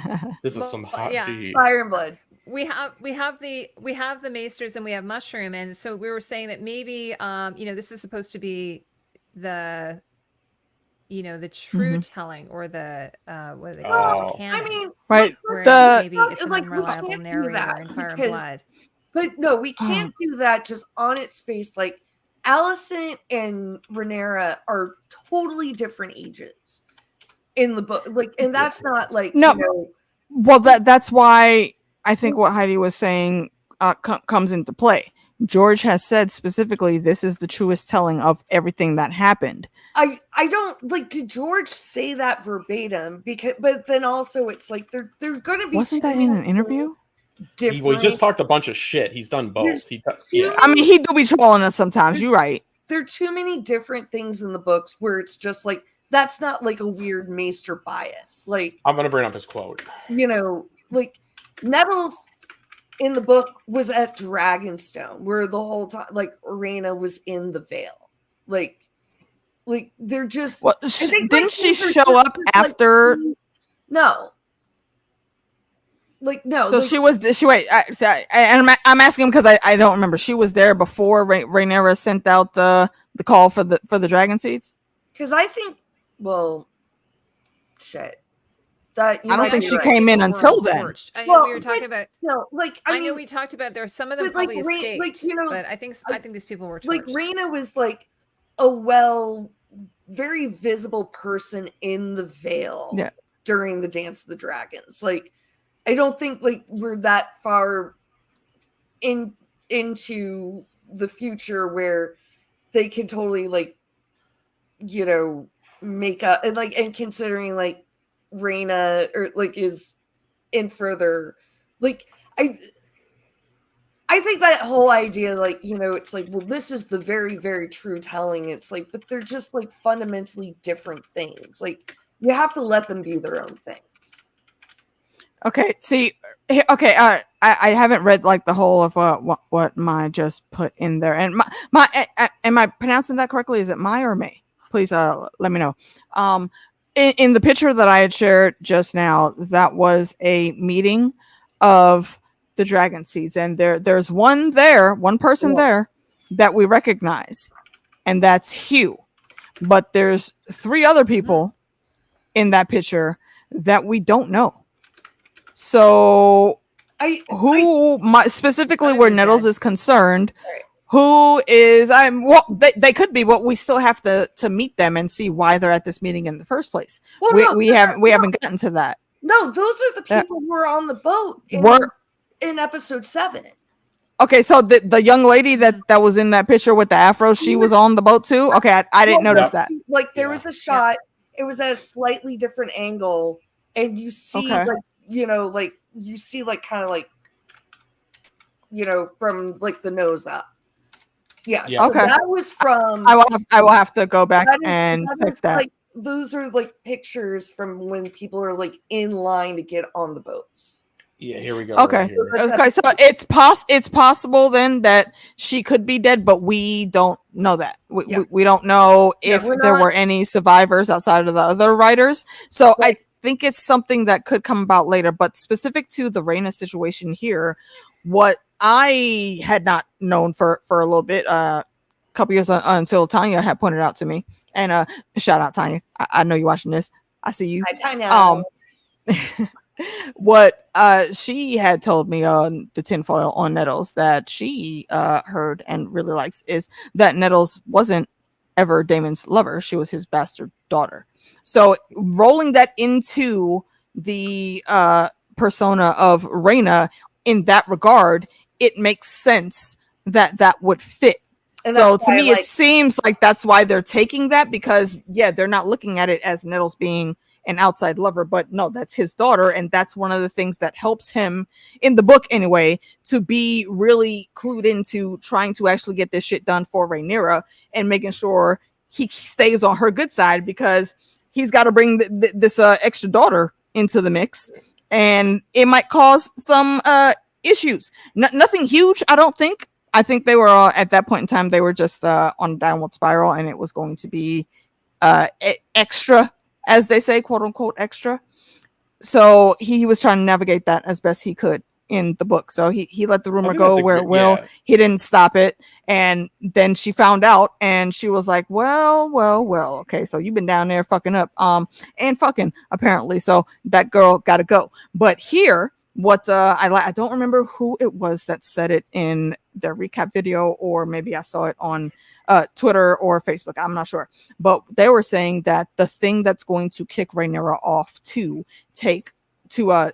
put like a hit out basically on Rhaena, aka Nettles, is that she left her sons and those dragon eggs to be set upon on their own across the narrow sea. And that makes sense.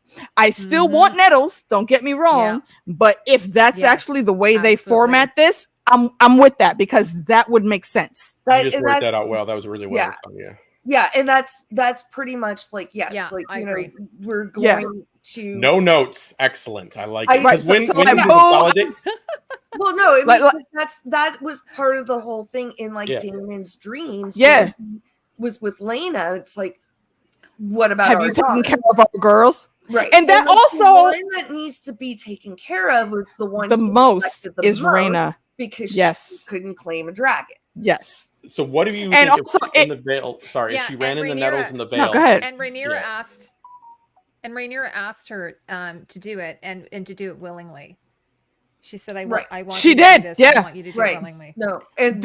This wasn't Jace going on a side quest at all, whether his side quest was authorized or unauthorized. No, this is a duty. I am begging you, be the mother that right now during wartime I cannot be. I have to have them protected, and I need you to do this for me. And I get why Rhaena feels the way she did. If she was a dragon rider, she would not have been given this task. It would have gone to somebody else, and I get that. But again, thinking of this in wartime, we have to be good tacticians out here. It makes sense that she is the one to do this. So but one question though, like as we're seeing, like the dragon seed or like the dragon rider bond is so strong, and we keep seeing like they've made it a point to show us very different ways that people claim their dragons.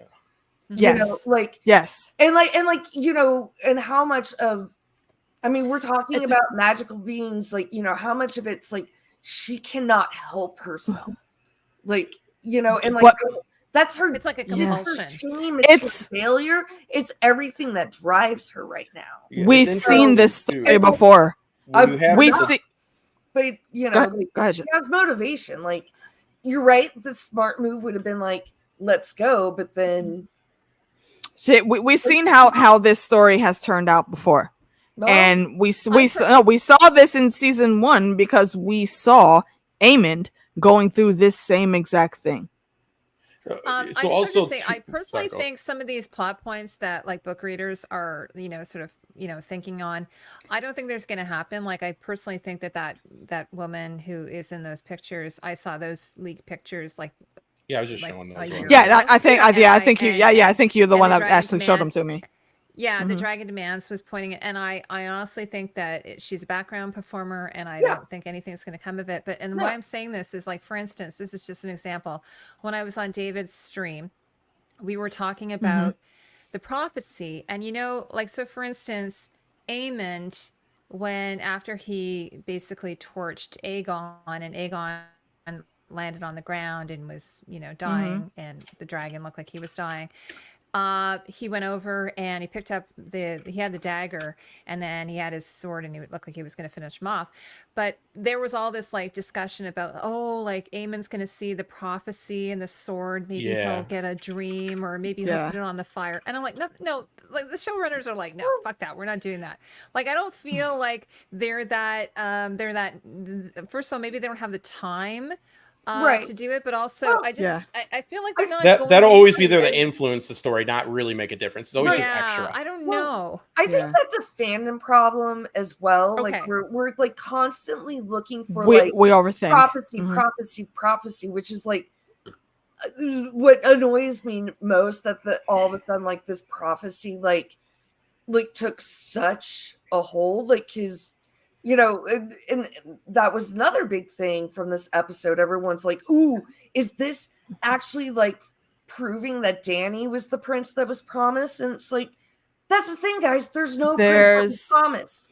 Like, well, it could either be prince or princess, and that's his distinction. But it's the whole thing was made. You guys were talking earlier about prophecy, and like the thing about prophecy isn't that it actually comes true.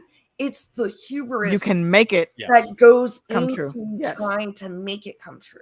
Yes, here's a random tidbit. Go ahead, finish up, Bex. Go ahead.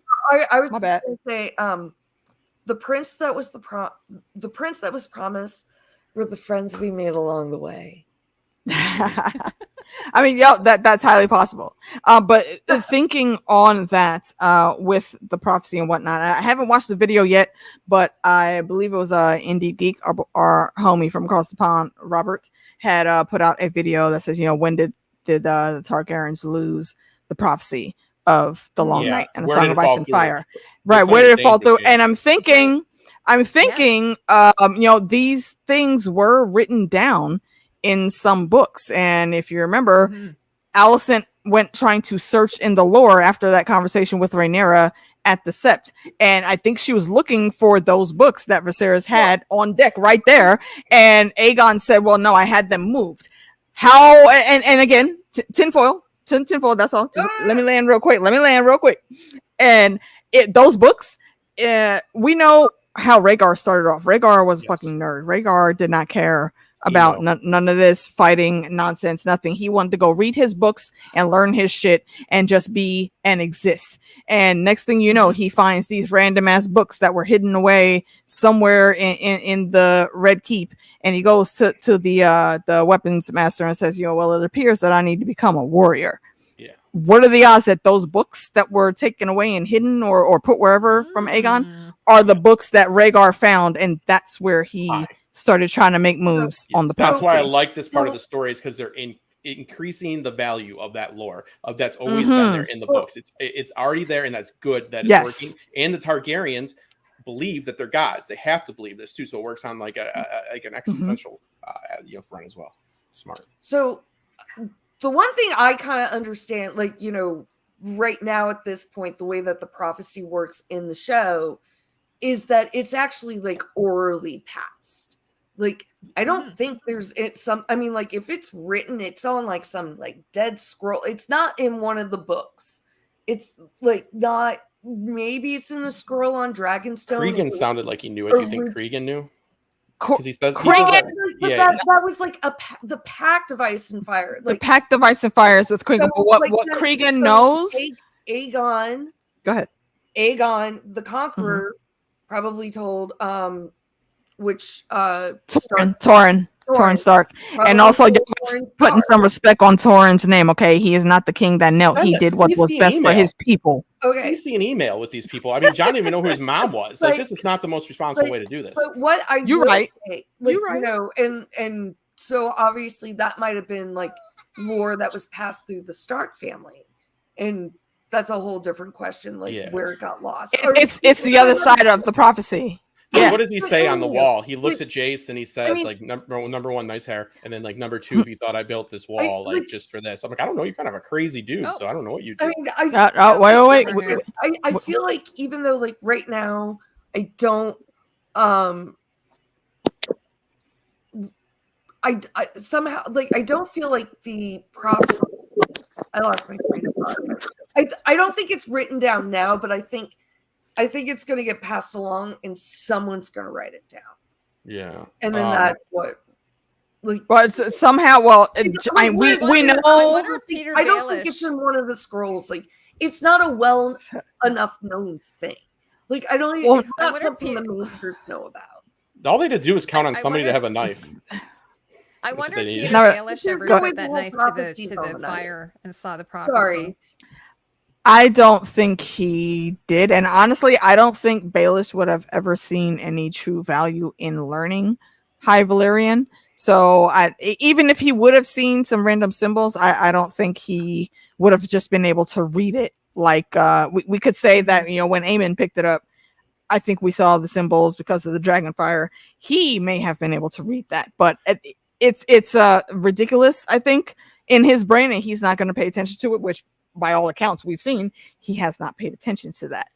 So I think where Cregan is concerned, and especially in that conversation he was trying to have with Jace in telling why, he said specifically, I get it, but I have to keep two eyes, one eye on what's going on the kingdom and where I need to help out if need be, and the other eye north of the wall, because winter is coming. And when I say winter is coming, that's not just a fucking family phrase, bro.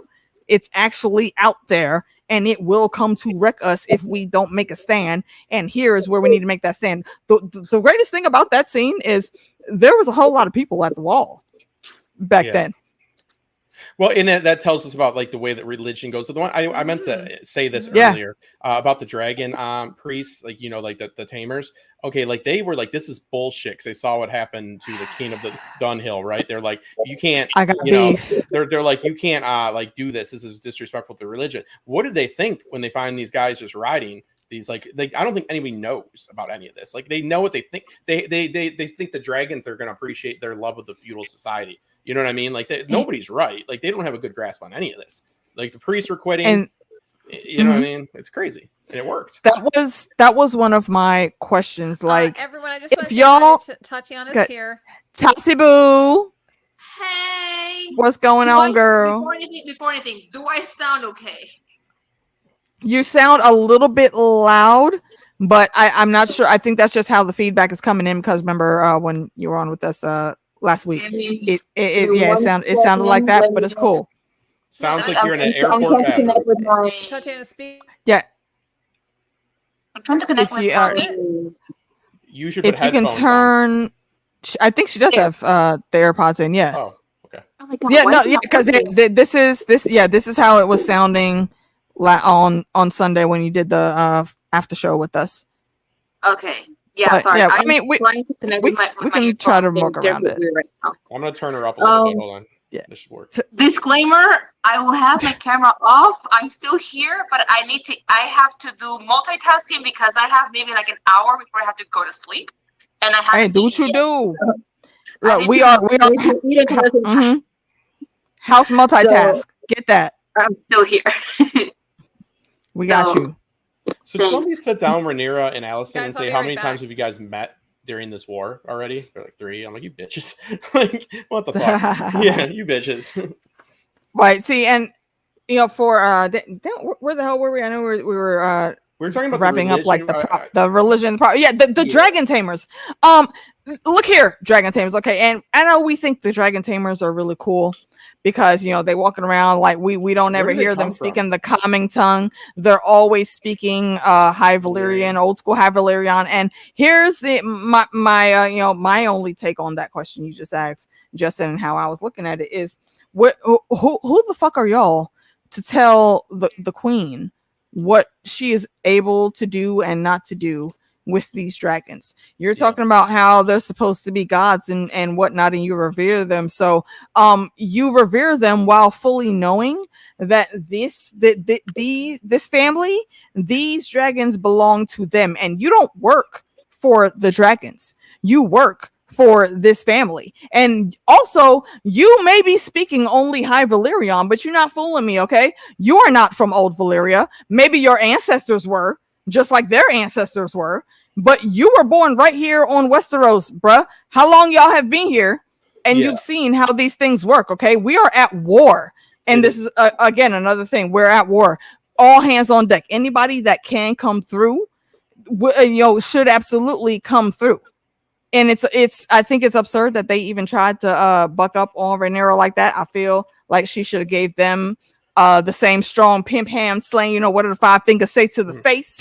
Just like she did that other lord that is still talking shit. Apparently she didn't smack him hard enough. Yeah, because this man is still in there talking shit. Well, he's just pissed because Valerian doesn't have any fucking dragons. But he's a crab guy from Celtigar. He mad because he can't get a damn dragon. So, but this is interesting too. It's like on a church and state front. So like this is all like a paradox because they respect the Targaryens because they can ride dragons, and they believe that that's the way because of their Targaryen blood or their Valyrian blood, right? So like once they disprove that, it's kind of like a paradoxical situation. Get what I mean? Like so they don't know. Like we're all everybody is using the system and breaking it to higher their position right now. So everybody's shit is falling apart. Everybody's structure. Here's the thing though. It can't be just that they work for their Targaryens and they revere the Targaryens as the lore weavers and the master, dragon lord and whatnots, because it's not just the Targaryens that have dragons. No, yeah, you're right. The few Valerians, but I'm saying is but that was their issue though, right, Alicia, with trying to have. So what was their exact issue then, like with what she was doing? If it's not, I mean, it seemed like it was just because she was bringing in lowborn folks, but for them and their outlook on it, to me, it just didn't make sense. Y'all have worked for her family for how long? And yes, I get it. You have a bit of a classistness from the rulers that have ruled you and your ancestors for many a century. That's an interesting point, Alicia. I get that.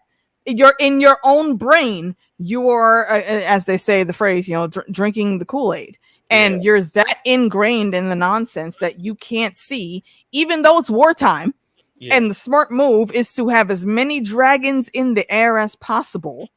Y'all can't see the forest for the trees. Yeah, and because you're so stuck in that old mentality. There too, what you just said about how they're drinking their own. So like in order, this is a long, and I'm not saying that like people at work, like ever seen Dinton Abbey and all that, like the people that servants took great pride, in those houses and what they did. And I think some people think that, there's no way you do that. But I think you said it, because what I'm talking about is these dragon riders get their worth from the Targaryens, right?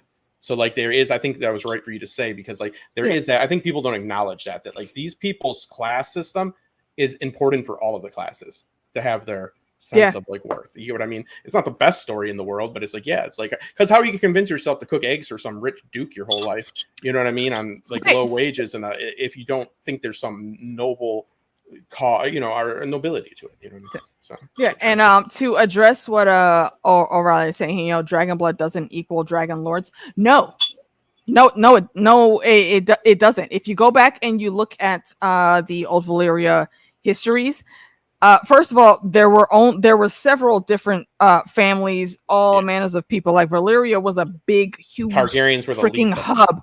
Targaryens, they weren't shit in Valyria. The only reason they got the come up that they did is because they had a very powerful dreamer who I would love to do a deep dive into her lore. I got so much info on her, but that's neither here nor there. It is because one daughter had a dream like, "Yo, pops, this shit is about to go bust." And remember, Valyria is centered around 14 very active volcanoes. Oh, what could go wrong there? Right, exactly. So the theory was, because we know how the Faceless Men got started. They were slaves in Valyria. I heard people think they were a part of that.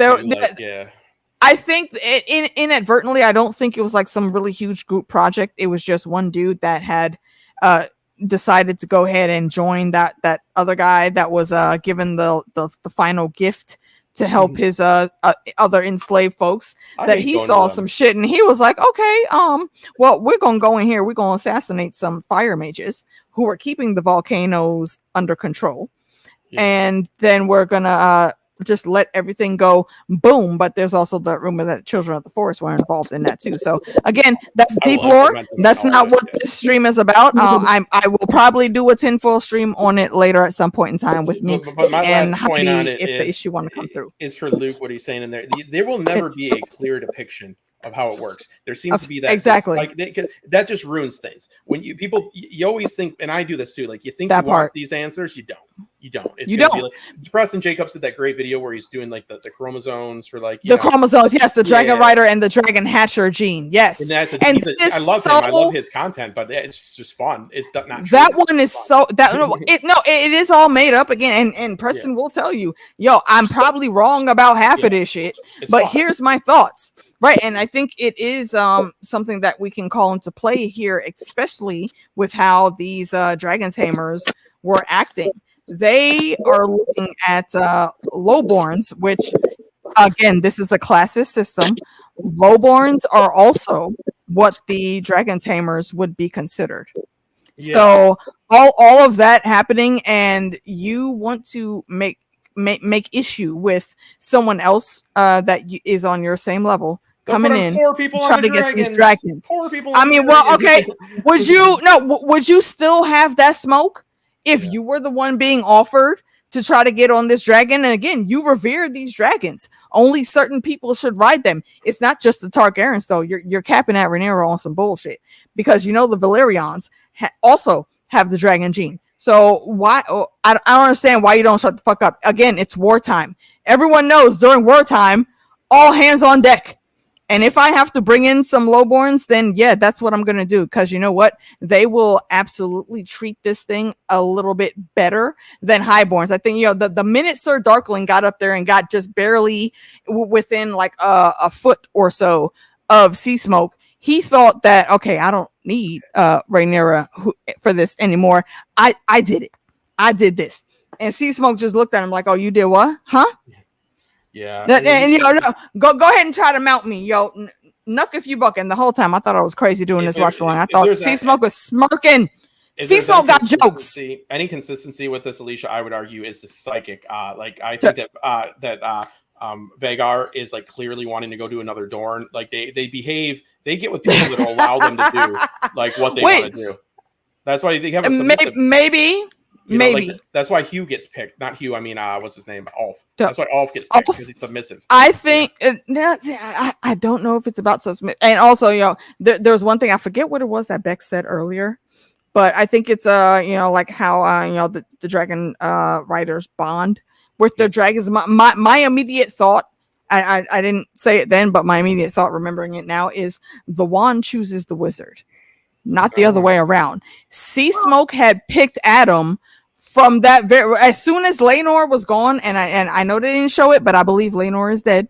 Yeah. As soon as Laenor was gone, that's when we started seeing Sea Smoke coming back around on hanging out with Dragonstone. Yeah, I think he went home. He thought it was Laenor at first, and then he felt like ignorant. And he's like, no,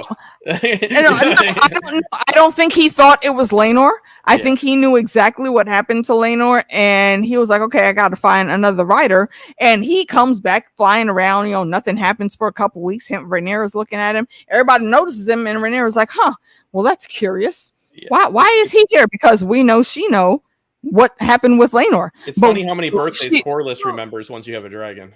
Exactly. And there's that one scene we got on the beach, and Sea Smoke did that flyby, and right there is where Sea Smoke was like, hold on, wait, you smell familiar. Yeah, he's a half brother. I smell daddy on you. We also had another scene where like Sea Smoke clocked him another time. Yes.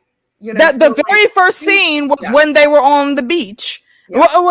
And then Sea Smoke was way and Sea Smoke, right? And a lot of people thought that was actually that was a moonbeam, that was Bela flying by, and I said, "Oh, Moon Dancer, thank you." I said, "No, that is absolutely Sea Smoke. Sea Smoke is like the only gray dragon that's flying around right here, looking like ash." Distance, like I get the confusion from like the distance it was at. Yeah. So I mean that's it. That's basically it. My favorite meme of this season is Sea Smoke pulling up top like, look, human, I have been flirting with you for weeks. Okay, you are my new human. You gonna have to deal with this because we there's shit going on. I got some shit going on. So you need to come with me now. So we can go talk with the dragons. I think that we need to, not be fickle with this. Make sure. Again, I think I think Vermithor also, before all of the snackage went down, I think Vermithor chose Hugh before he actually lit that fire, because he sniffed all over the whole crowd, and when he got to Hugh, the camera panned in a little bit and he paused for a second, like, hold on. He said, "I'm ready to die today. How about you?" I think I like Hugh. And there are so many times that Hugh should have died when Vermithor was rampaging, but it always happened to, the fire curves a little bit to the left, a little bit to the right. I'm not going to hurt anybody. Then your daughter died. He's like, I'm going to be right. Okay, but Auntie, you woke me up. Auntie, you woke me up and you didn't bring no snacks. So, all right, chat and panel, pause for a moment. Has anybody let Tatiana talk? We had to come on and say hi. Is this being recorded? She had a chance. She has to go to bed. Yes, Heidi, don't look into it. She's been talking. She did say hi, like when you wasn't here, but okay. Yeah, no, Tatiana. All right, hallelujah. Okay, let her talk. I was the first let her person talk for to say 2 minutes at least. Okay, Tatiana, go Hi. I didn't want to interrupt AK. She was on a... We're in her cups. Girl, always interrupt me. You know better. We've been here before. We're in her cups. Okay, go ahead, Tatiana. Well, overall, the episode, I would say it was a very good episode 8 of a 10-episode season. It is not a finale. They blue balled us hard. I like I said in the last live stream with AK. I liked a lot of things, but overall, it was a lot of setup and no payoff, which is annoying because if this had been a 10-episode season, this would be a very good episode 8, maybe one of the better ones. And then the 9th episode, it would have been the, Battle of the Gullet, or Battle in Herrenhall, Battle in Gugugabaduga. I don't know. It's somewhere. And then episode 10 will be a follow-up from that. But we didn't have those last 2 episodes, and the episode 8 suffered for it. That being said, I can't really blame mostly blame the showrunner or the director, because they were in a no-win situation with HBO, because having a shortened season, they could have done one of two things. They could have either shortened a lot of character progression, like for example Damon, which some might argue could have been done. But basically, then things like the Dragon Seeds would have had even less time. Then it would have all felt even more rushed than season 1, and because there were just being time jumps up the wazoo, or they could have elongated certain characters whose characters needed elongating, but then made others suffer for it. For example, the Dragon Seeds that probably had even less time than they did now. So really, I think they chose the lesser of two evils, which I don't envy them for. One of the reasons why I'm not really into directing, because that is too much pressure. But that is like overall for the episode. The episode itself, I mean, I already talked about it in AK's live stream. I loved people are mad about Tyland Comedy Hour in Essos. Should it have been in this episode? No. That felt more like a episode 7, maybe episode 6 type thing.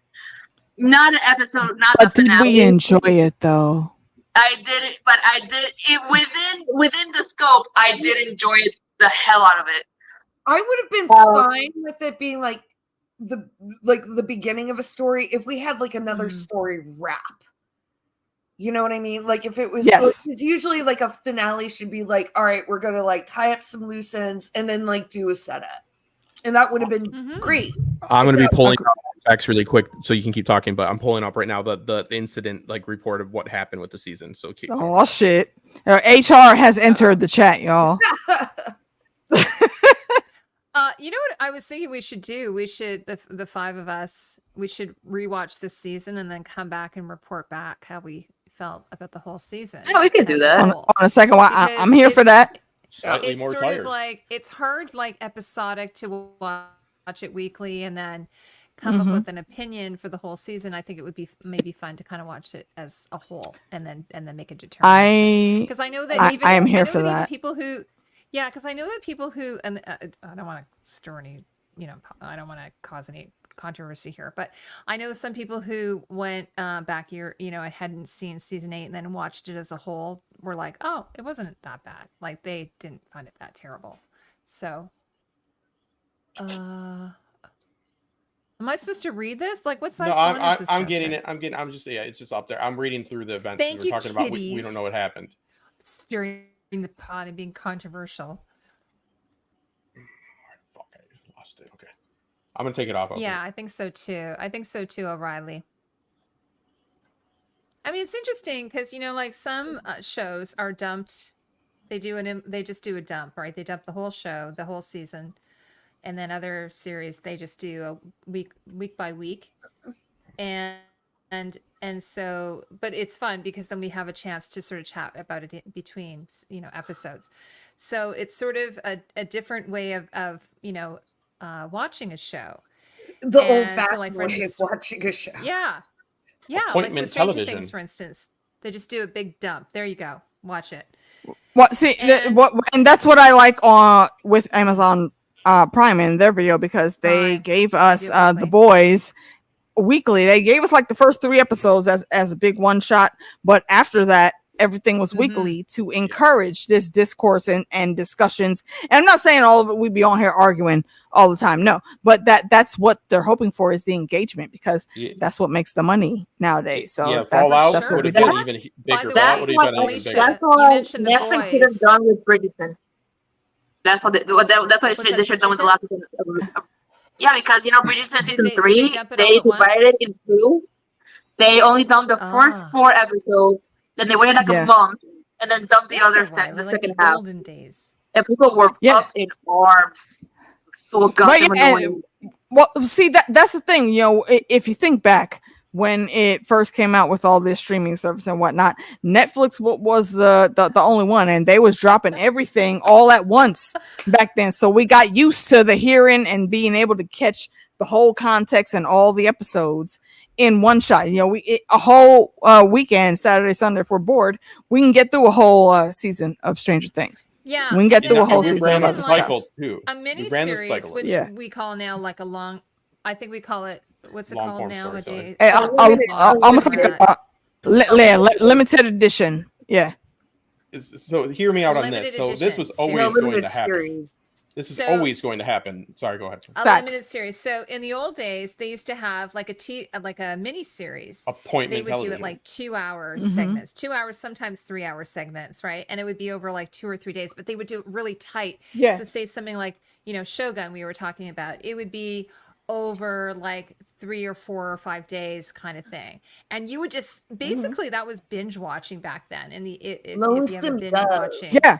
100%. Okay, see, Lonesome Lonesome Dove, Totally. girl. The Thornbirds. Yeah, really quick. So like on that, I did a video Justin, like 3 years ago on this about how this was going to happen, meaning we were going to cycle back to cable television no matter what. Because when Netflix first came out, they were doing what? Releasing The Office all at once, Friends, revolutionary, all at once, right? Because you had actual still cable TV network. TV was still an actual thing. So now that it's come to a place where Netflix are not just taking old properties and buying them and getting the rights and streaming them, right? They're making content. And now it's a situation in which we have no other way, because you think advertisers are just done advertising on television? Or you think they're fucking done with that? You think they're ever going to stop doing that? No, they will not. That's why no matter, you are going to have, and this is already happening, it's been proven that you're going to have one plan that's like crazy fucking high, like $500 a month, no ads. And then like 120. You know what I mean? Like it is cyclic. Things like this are cyclic. They always go back to the beginning. I'm paying for the extra Amazon right now. Yeah, there's no way around it because there is no way to advertise. They have not to. making money. And there's it's not much all of it is AdSense. Yeah, and I forget who it was that I just saw actually did a video breakdown of this. You know, what is it called? Like the Amazon Prime week or Prime weekend or some shit like that. Whatever. Yeah, something. I think it only lasts either a weekend or a week. But if you go and you look at those prices before and after that happens, you're paying the same price. It's a scam to make you buy more. But when you look at the logistics and what's actually happening, the numbers are all the same. You're not getting a discount. That's what it was always going to be. Yeah. Right. No, people advertise. So, can I bring about May's comment here? Yes. Justin, I want to bring up May's comment, and I totally agree with it. And I think we did talk about this on your live stream, Alicia. So I think we touched on it. Yeah. Showrunners should stop telling us their interpretations. Let the show speak for itself, because there is such a disparity between what they said in interviews and the stuff on screen. I mean, hold on. Hold on. Yeah, for the people in the back. It creates. I mean, like, I bet you they do not want to do it. Like, HBO is making them do it. That part. That's exactly what I was going to say. They're putting it out there specifically for the discourse because that drives the numbers. And then also marketing's editing it. Like, they probably don't trailer houses disconnected. Like, like what's going out there, and like probably by the time they do, it's like they get one little change maybe. So I would take all of that with a grain of salt. And like, Ryan could troll them. Ryan could troll them though. Huh? Ryan could troll them though and say some bullshit. How? Oh yeah, yeah. You could just he does. No, I know. Because last season I was like, because it looks like they obviously sit them down in a day. They probably do it all over a day or two or what have you, because he's wearing the same wardrobe. And I remember last season I was like, oh my God, get this guy a different leather jacket. And did you notice they got him a green leather jacket, which I thought, why are they giving him a green leather jacket of all things to wear? His which Vicodin was in that jacket. I told you last year. House Reed, okay. Was that Justin? Well, in Becks, so trailer houses are usually third party, right? That do this promotions? No, probably with HBO, like. But they're third party. They're not the studio. Well, it's probably whomever. Wouldn't they have their own? Whomever's doing like the other behind the scenes, like the more technical, like that's probably like a third party. Yeah. But I wouldn't be like the trailers. They might have HBO might be big enough where they do it in house. Well, example here, Bex, is Suicide Squad, that trailer that was cut by that trailer house, and they let them do a cut of the film after. You know what I mean? Like, like third party. I was just wondering because you actually work in the bit how regular that is. Like, because they're marketing firms. Well, but like a lot of times, like internal promos, like like will be done in house. Okay, so HBO has a team that does that. I don't know that for sure, but that would be like that would be something people, like edit at HBO. So like, gotcha. So like, I just wanted to ask. Yeah, they might do. Like but that might just be like their own promos, like HBO promos. They seem pretty consistent aesthetically, so it seems like they probably do have a long-term relationship with some other smaller production. Yeah, highly possible. Yeah. But I think they must have something in the contract with the cast and the crew or showrunners or what have you. And they have to do a certain amount of junkets behind the scenes. Heidi, imagine filming. You got them filming it, then you got the guys filming them, and then you got me. I'm filming it. You know what I mean? I'm going to do my edit too. It's it nonstop. Would be awful. But you know what I have to say? Like, one of the things I've noticed about people who are actors, that they kind of roll with the flow. I was watching this thing just about Russell Crowe the other day, where he was like, because my husband and I talk about this all the time. Like, I don't know how people can be actors. He read this script and he knew it was going to be terrible, and it turned out like this spider had to crawl all over him, and because he was sweating and he was lying on the floor all day, the spider ended up basically got aroused, and it shot these like sort of little pin needle things into his neck. Pheromones, yeah. So we ended up with these little like needles from its legs that kind of shot off into his neck, and he ended up with an infection. and he said, "I think I'm the first Oscar winner to ever be fucked by a spider." Oh my. Heidi, remember Oh my Fallout? God, I didn't know Get that, it. but actors, like, Walter it's like, Goggins, got bit you know, by like one I the just saw first day. Matt Smith on Jimmy Fallon or one of. It's like, I love this. This is the best thing I could ever be doing. Or when they do those stupid, like, behind the scenes, like they have to do these games and things like that. Like, you know, this, the cast of House of the Dragon, do this challenge or whatever. And they're like, yeah. But like most people would be like, fuck that shit. I'm not doing that. But like, look at Smith though. Wait, y'all. Check the private chat, fam. Just a pointer. Something happened. It's happening because of us. I'm just saying. Well, it took me a long time to fucking read that. To be clear. But yeah, Spider as a species, we're adaptable. We're adaptable creatures. We are. You're correct. You're 100% correct. Yeah, y'all have streamed with me for many a year now. No, in Fallout, Heidi, Walter Goggins, the ghoul, got news. bit by It a won't ground let me do it. I think I'm having a first day. Spider with feels good. Spider with feelings. .gif. Fallout was such a good show. Oh, sorry, kitties.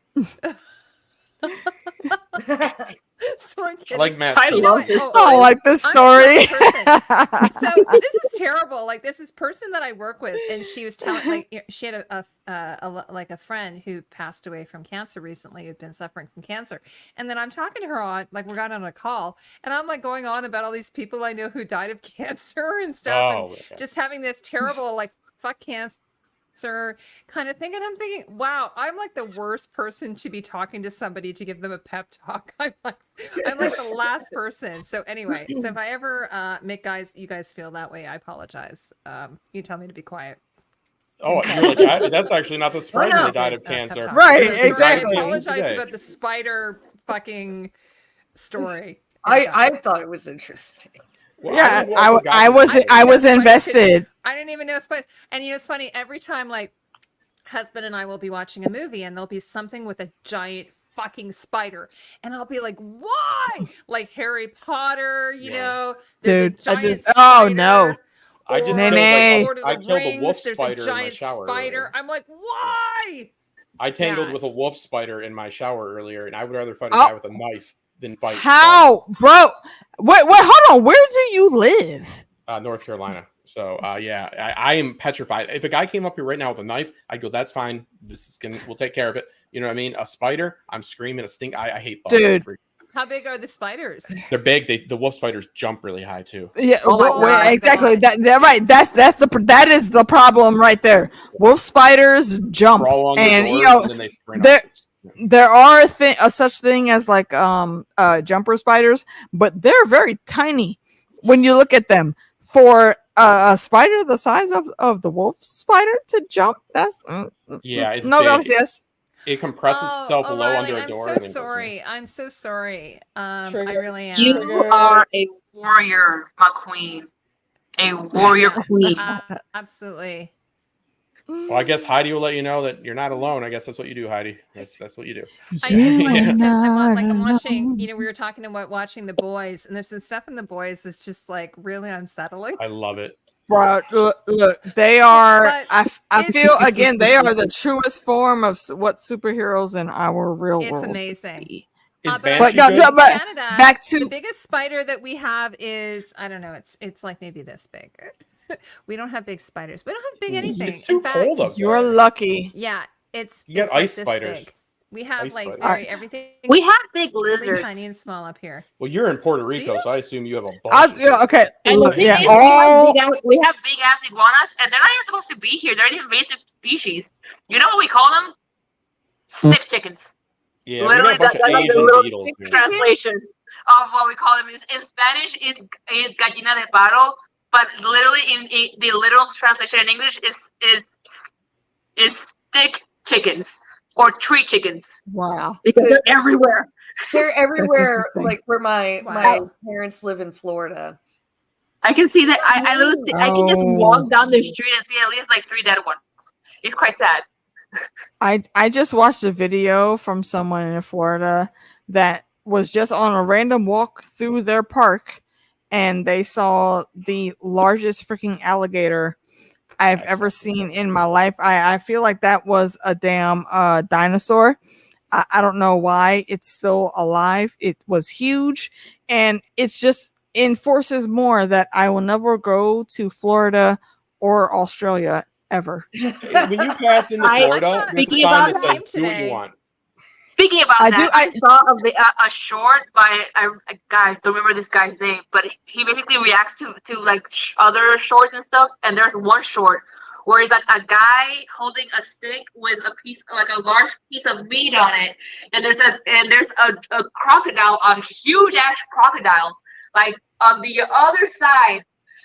The speed that motherfucking crocodile just ran. He's like, question. I have a question. Is it the Caucasian gentleman with glasses? Hey, that sounds like something he would react. I don't remember his name. That's why I phrased it like that. No. That sounds like something he would react to. No, he's more of the dark skin persuasion, very handsome with a nice beard. But hold on. So on his bathroom mirror, and he says, "Come here," and like zooms in, and then like goes into the installation. That's him. I forget his name. Wait, so you mean to say Sea Smoke is who was running that TikTok? Because Sea Smoke did not say darkling. He said dark skin, and I feel like, again, the wand chooses the wizard, and Sea Smoke absolutely chose Adam with all of his smooth, sexual chocolate-looking skin and the nice cheekbones. So I don't know and this is something that I only noticed earlier when I was watching some stuff. But why does fucking Team Black have such great fucking cheekbones and facial structures? But Team like Green you. I mean, a little bit, but no, I'm sorry. They are Team Black. Have you seen Daddy Strong though? Do you doubt? I have. Daddy Strong though. I want him to. That's pick what I'm me up and saying. carry me out of a dance. So, you're not the only one. The Targaryens have the Team Black Targaryens have like that incest Targaryen cheekbone structure. Yeah, that. I mean, okay. See, I mean, you can phrase it like that. No, you can phrase it like that all you want. But again, I always feel like on our panels, like this is a safe space, and y'all know I'm not checking for Daddy Damon or for Jace, but I can enjoy what people look like aesthetically, and all I'm saying is they got that. Aqualine nose. You motherfucking right. She has. And I asked the ladies a question because I'm not going to be on for much longer. She's got a beautiful aquiline nose, as George. Yes, she does. So I like Matt Smith as a actor a lot. He plays the piano. The Doctor. Like he started playing piano late in life. Like as I did not as old as him, but like is he handsome? Is he a handsome guy? I think he so. He has a charm in the right role, in the right light. Wait, look, with the right hairstyle. Yes. To put it in its most barest of ways, I think and this is shout out to my Star Trek fans. Quote 7 of 9. He is aesthetically pleasing. Yeah. I put him in the same realm as like Benedict Cumberbatch. Yeah, he's like he looks good like a lot of people think he's like a weird alien, but like he's my weird alien. He's not exactly like extremely conventional attractiveness, but the Riz is strong, and that makes up for it. He has a lot of confidence. I noticed when I see him off screen, like on interviews and all that. He's got a great way. He's very charismatic. He does. Yeah, him in real life or like him on like the junket. Like I find him incredible. Oh, you seen him in person? That interview that he did, I don't remember what reporter it was, but they completely disregarded the actual pronouns for our queen. And and Matt he just did it in like the smoothest way possible, saying they and them every time that was happening. So I appreciate that he loves humans the way I love humans. And yes, y'all will say I despise humans because some of y'all be on some bullshit, but my good humans, my nerd humans, I fucks with y'all. That was great. That was a great way to handle it. It was great. He did it so masterfully. Yeah, He's he did Really, what was right, and he didn't have to if we're do gonna be anything. fair, like attractiveness is at least 60% confidence. No, yeah, I know. Yeah, I was wondering from the female eye or whatever if you guys thought, because I think he's like he's very unique. I'd climb that tree. I don't mind. I will ride down by my car. Well, he was in The Crown and he played Prince Philip, which I thought was a good prerequisite for this role. Yes, I heard that. The exact same role, like where he had to like bend the knee. Although like he did it, I liked it better in this one than in The Crown. But I have to say, I haven't watched The Peter's Crown saying, yet. Peter's saying Jace looks identical to Uncle Laris to me. I have to say, actually, Laris, I don't know. Does what's he? going on, I don't know but about this that. season, No, I he's disagree. looking more attractive this season. Is he? They've done something to him. Is it the Word? They've redone his hair. Well, the actor in real life, he has like a really weird. I mean, bowl no. cut. He has like a Caesar cut. I mean, I like I'll say I like the hair, but everything else is still hell to the no. Well, before I go, can we go right starting with Becca on this? You don't have Do a you thing for think Club that Foot? the rats are Laris? Is Go there on. any connection here? Are we seeing any green scene with Laris? Because man, he is I a don't. fucking That I mystery. watched. I still called, think that he just has a very good spy network. I don't believe he has any magic at all. I'm not trying to fight, but like he's done nothing. He let all those bastards get on boats. He told that guy not to tell him about their dragon. I think he isn't. I think he's. It's either he's working for the Blacks. Otto? You don't think he had No, let me remind y'all. This is if you look at the moves that this man has been making outside of his uncle Sir Simon, that we did not know we needed the character of Sir Simon until he popped up, and he is absolutely invited to the cookout. But even Uncle Simon was looking at him like, you see how there's so many holes in the roof, how whenever it rains it pours. How the fuck did that shit happen with a fire? How were fires able to stay burning because of this asshole? It don't make sense. I would like to think that Simon and Radies would be like the best of friends. Like they will literally be like playing. I'm not mad at that thought. I'm not mad at that thought. You know, the queen that should have always been versus the Lord that should have been. Well, let me say this about Laris though. Laris wait, hold on. Let me give another shout out. Just like well, first off, little brother. Hi, David. We got the homie fan of these Saints. David's in the house. But also to Scarab About Podcast. What's going on? Welcome. Don't judge me. Don't tell me what I'm doing. Ain't nobody judging you, bro, except to say you're awesome. He's out of the hospital. All of you quiet. But here, yeah. My only question about Laris. Be quiet. I'm talking. Yeah, go ahead. Go. Here. Justin, be quiet. I told you less. Less. Sure. Guys, okay. No, I was just gonna say someone was asking if Emma Darcy's been in anything else, and she was in Truth Seekers, which is a lot of plays. Really good show, with Nick Frost and Simon Pegg produced. So a really good show. That's the first time I ever thought saw for the her, longest time that they were in Death of Kimberly, which is like a sequel to Fire Radius, but there was another actors completely. I have flipped 100% on her. I didn't think I said I didn't like her style earlier, and then this season she's won me over with her body, her emotional action with her body, the way she commands, like when she reaches out to Jace like a badass. She's so prominent on screen. She's different, but she's what this series needs.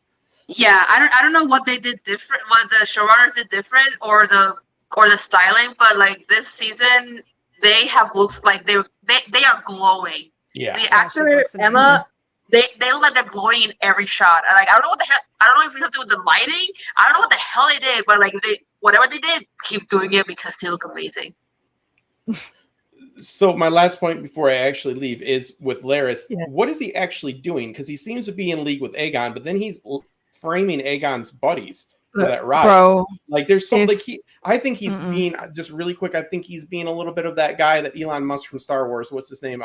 Grand Admiral Thrawn. Like where he's like, I wanted that. You think he's on the high level? I think he's incompetent. What has he done? He's got Little Red Riding Hood getting the bastards out of the city. I mean, like, there's nothing. This guy has to be on the other side for him to make sense. There's the only thing that has stayed prominent in my mind when it comes to Laris is this is his third application to be hand. You have been turned down every other time you've made this switch here. You know, you tried to get to Viserys, that didn't pop out. You try to get to Aemon. You know damn well Aemon does not deal with fuck shit on your level. You know, you are beneath him. He made him look like and a bitch. Now and then you went to Aemon again. And not Aemon. You went to Aegon. And Aegon named Crispy the dumbass to be his hand. And now it's circled back.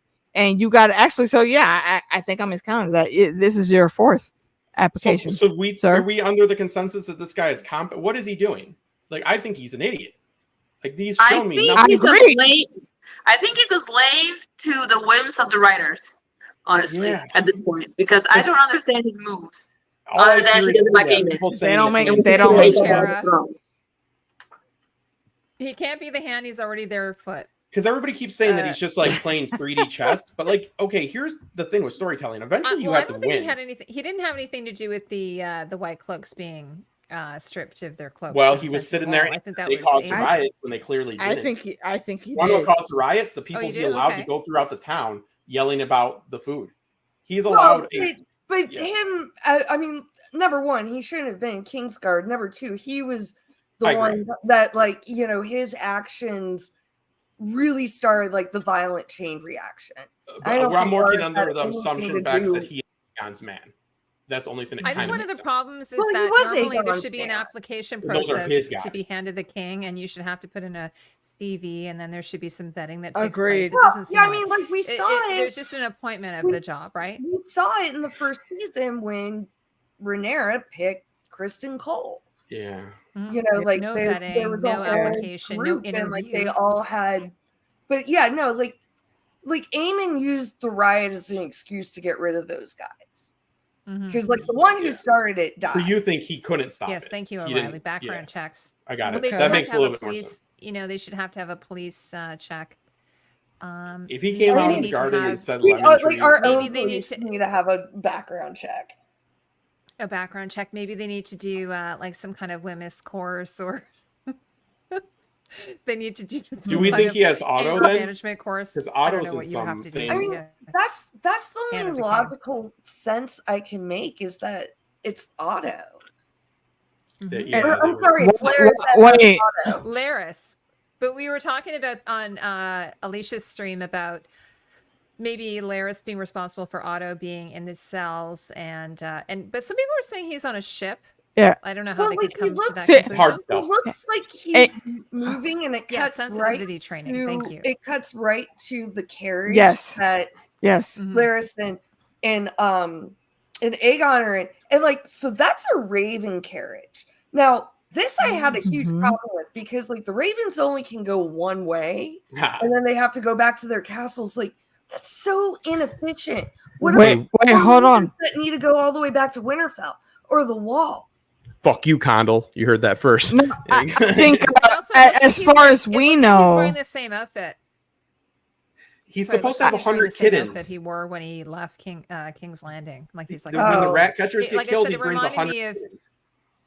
It reminded me of Midsommar. Like, you know, you're like, you got your bags all packed, you're all ready to go. Okay, I'm out of here.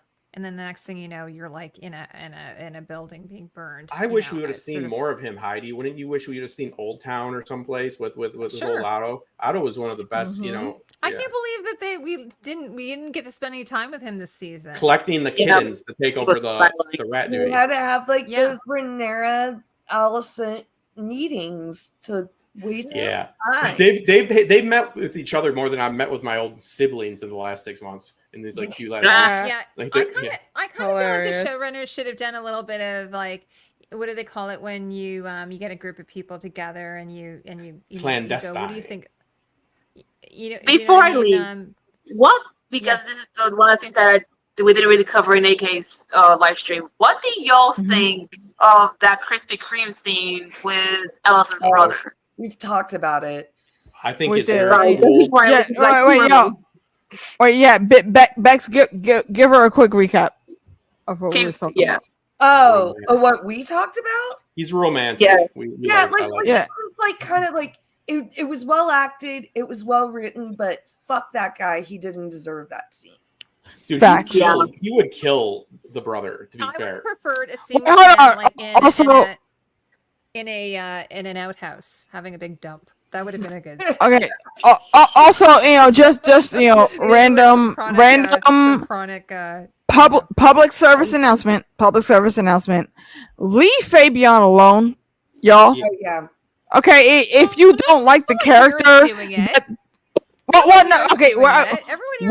How do you know that? How do you know that? We're cool. We're cool people.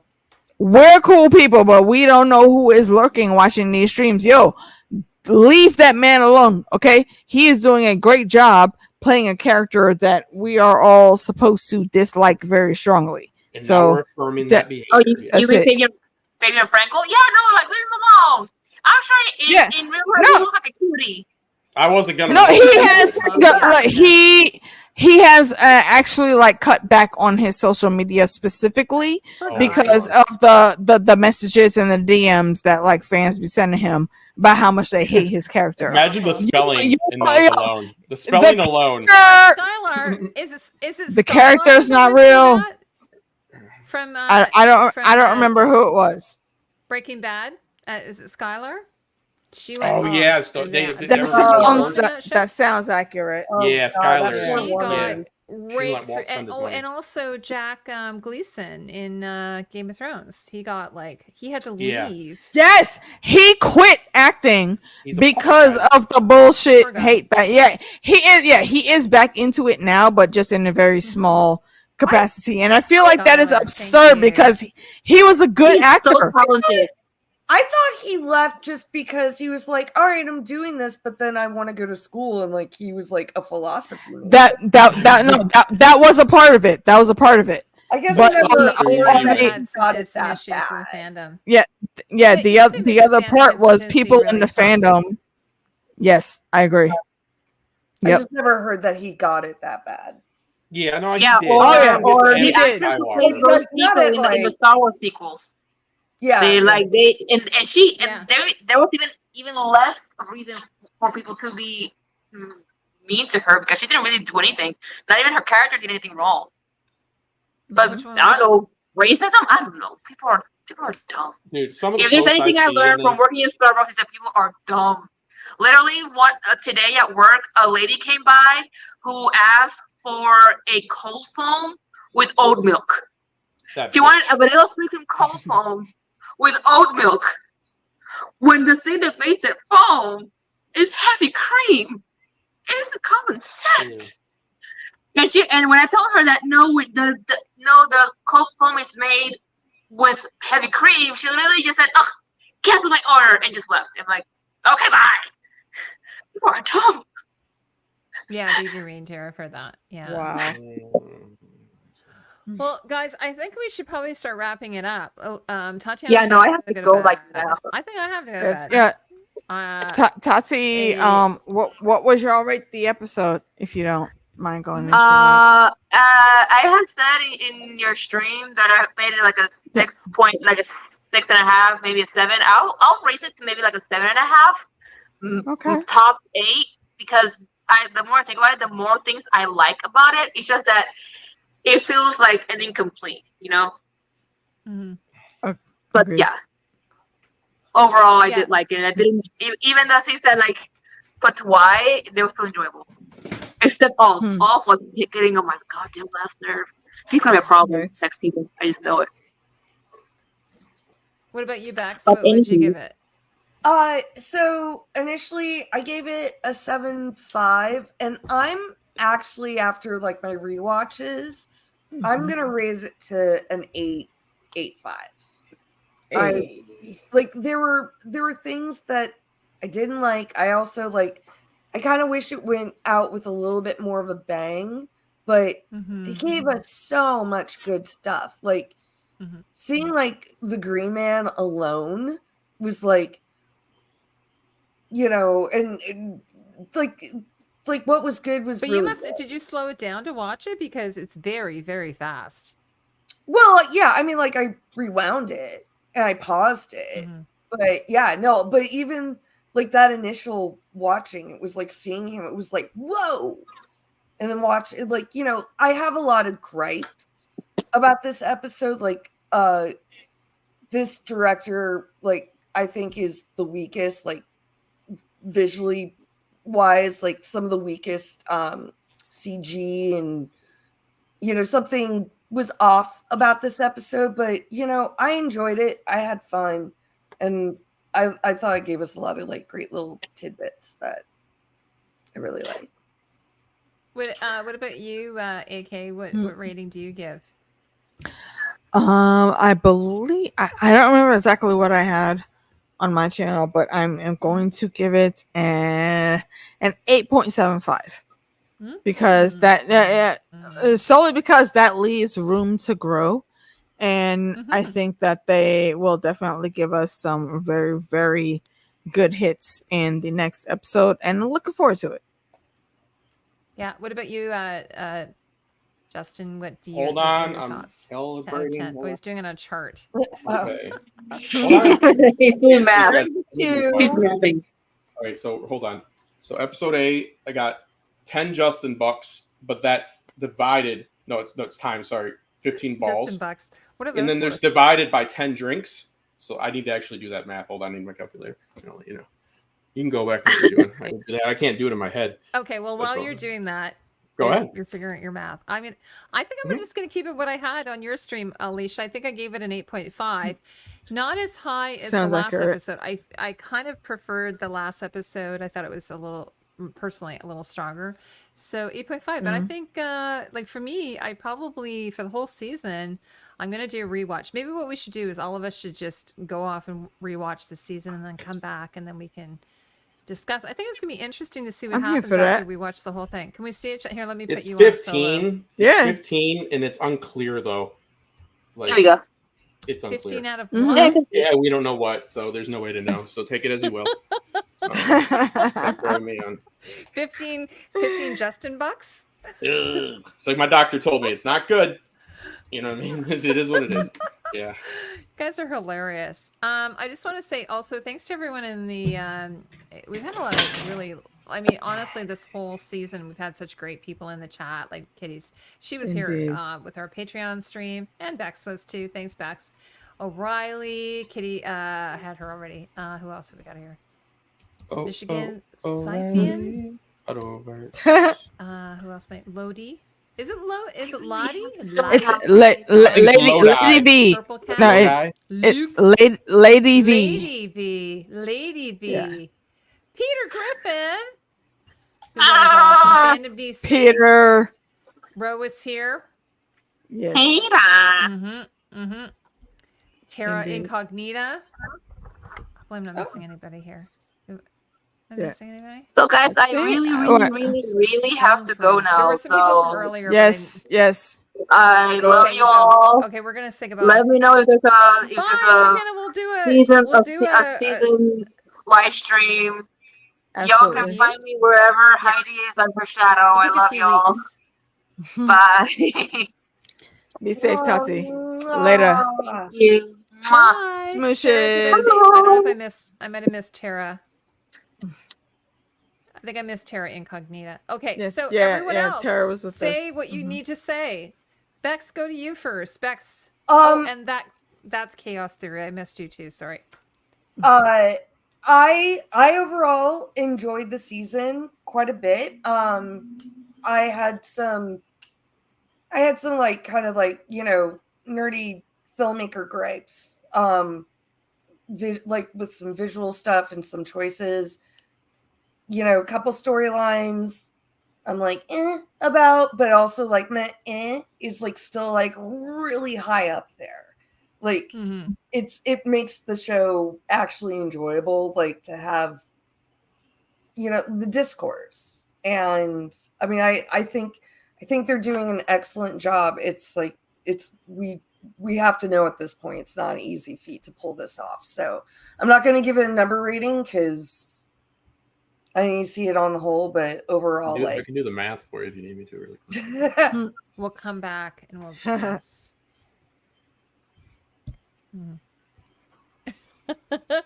How many Justin bucks?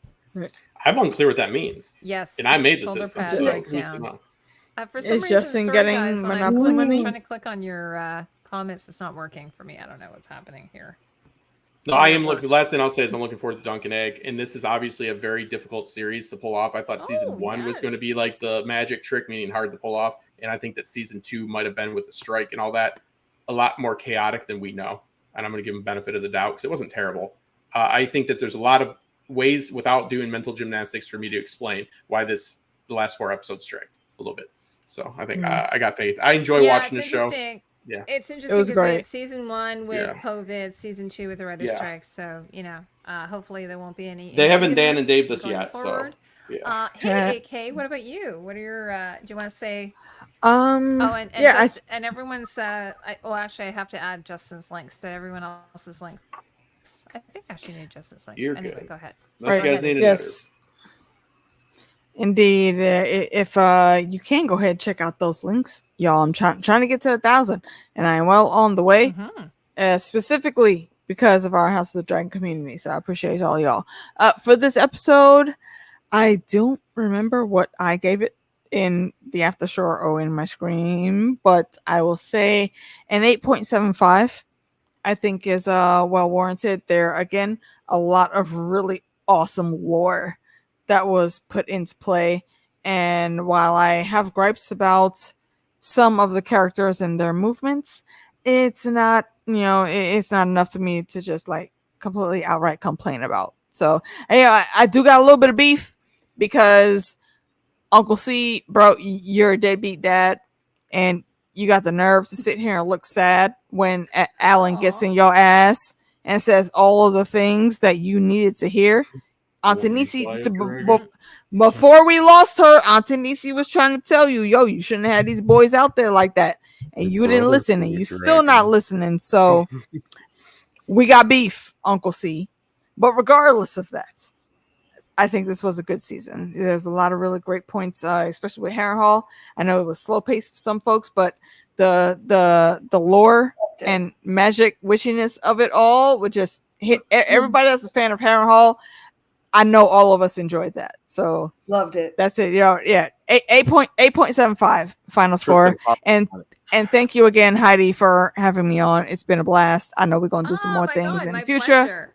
By the way, but I appreciate you. I was going to tell you one little thing. I was watching Ryan Connell's podcast. They were talking about Herrenhall, and apparently they used it was inspired by brutalist architecture, which I thought was really interesting. I want to dig in. Oh yes. Oh, actually, Heidi, kind of used a bit of brutalism.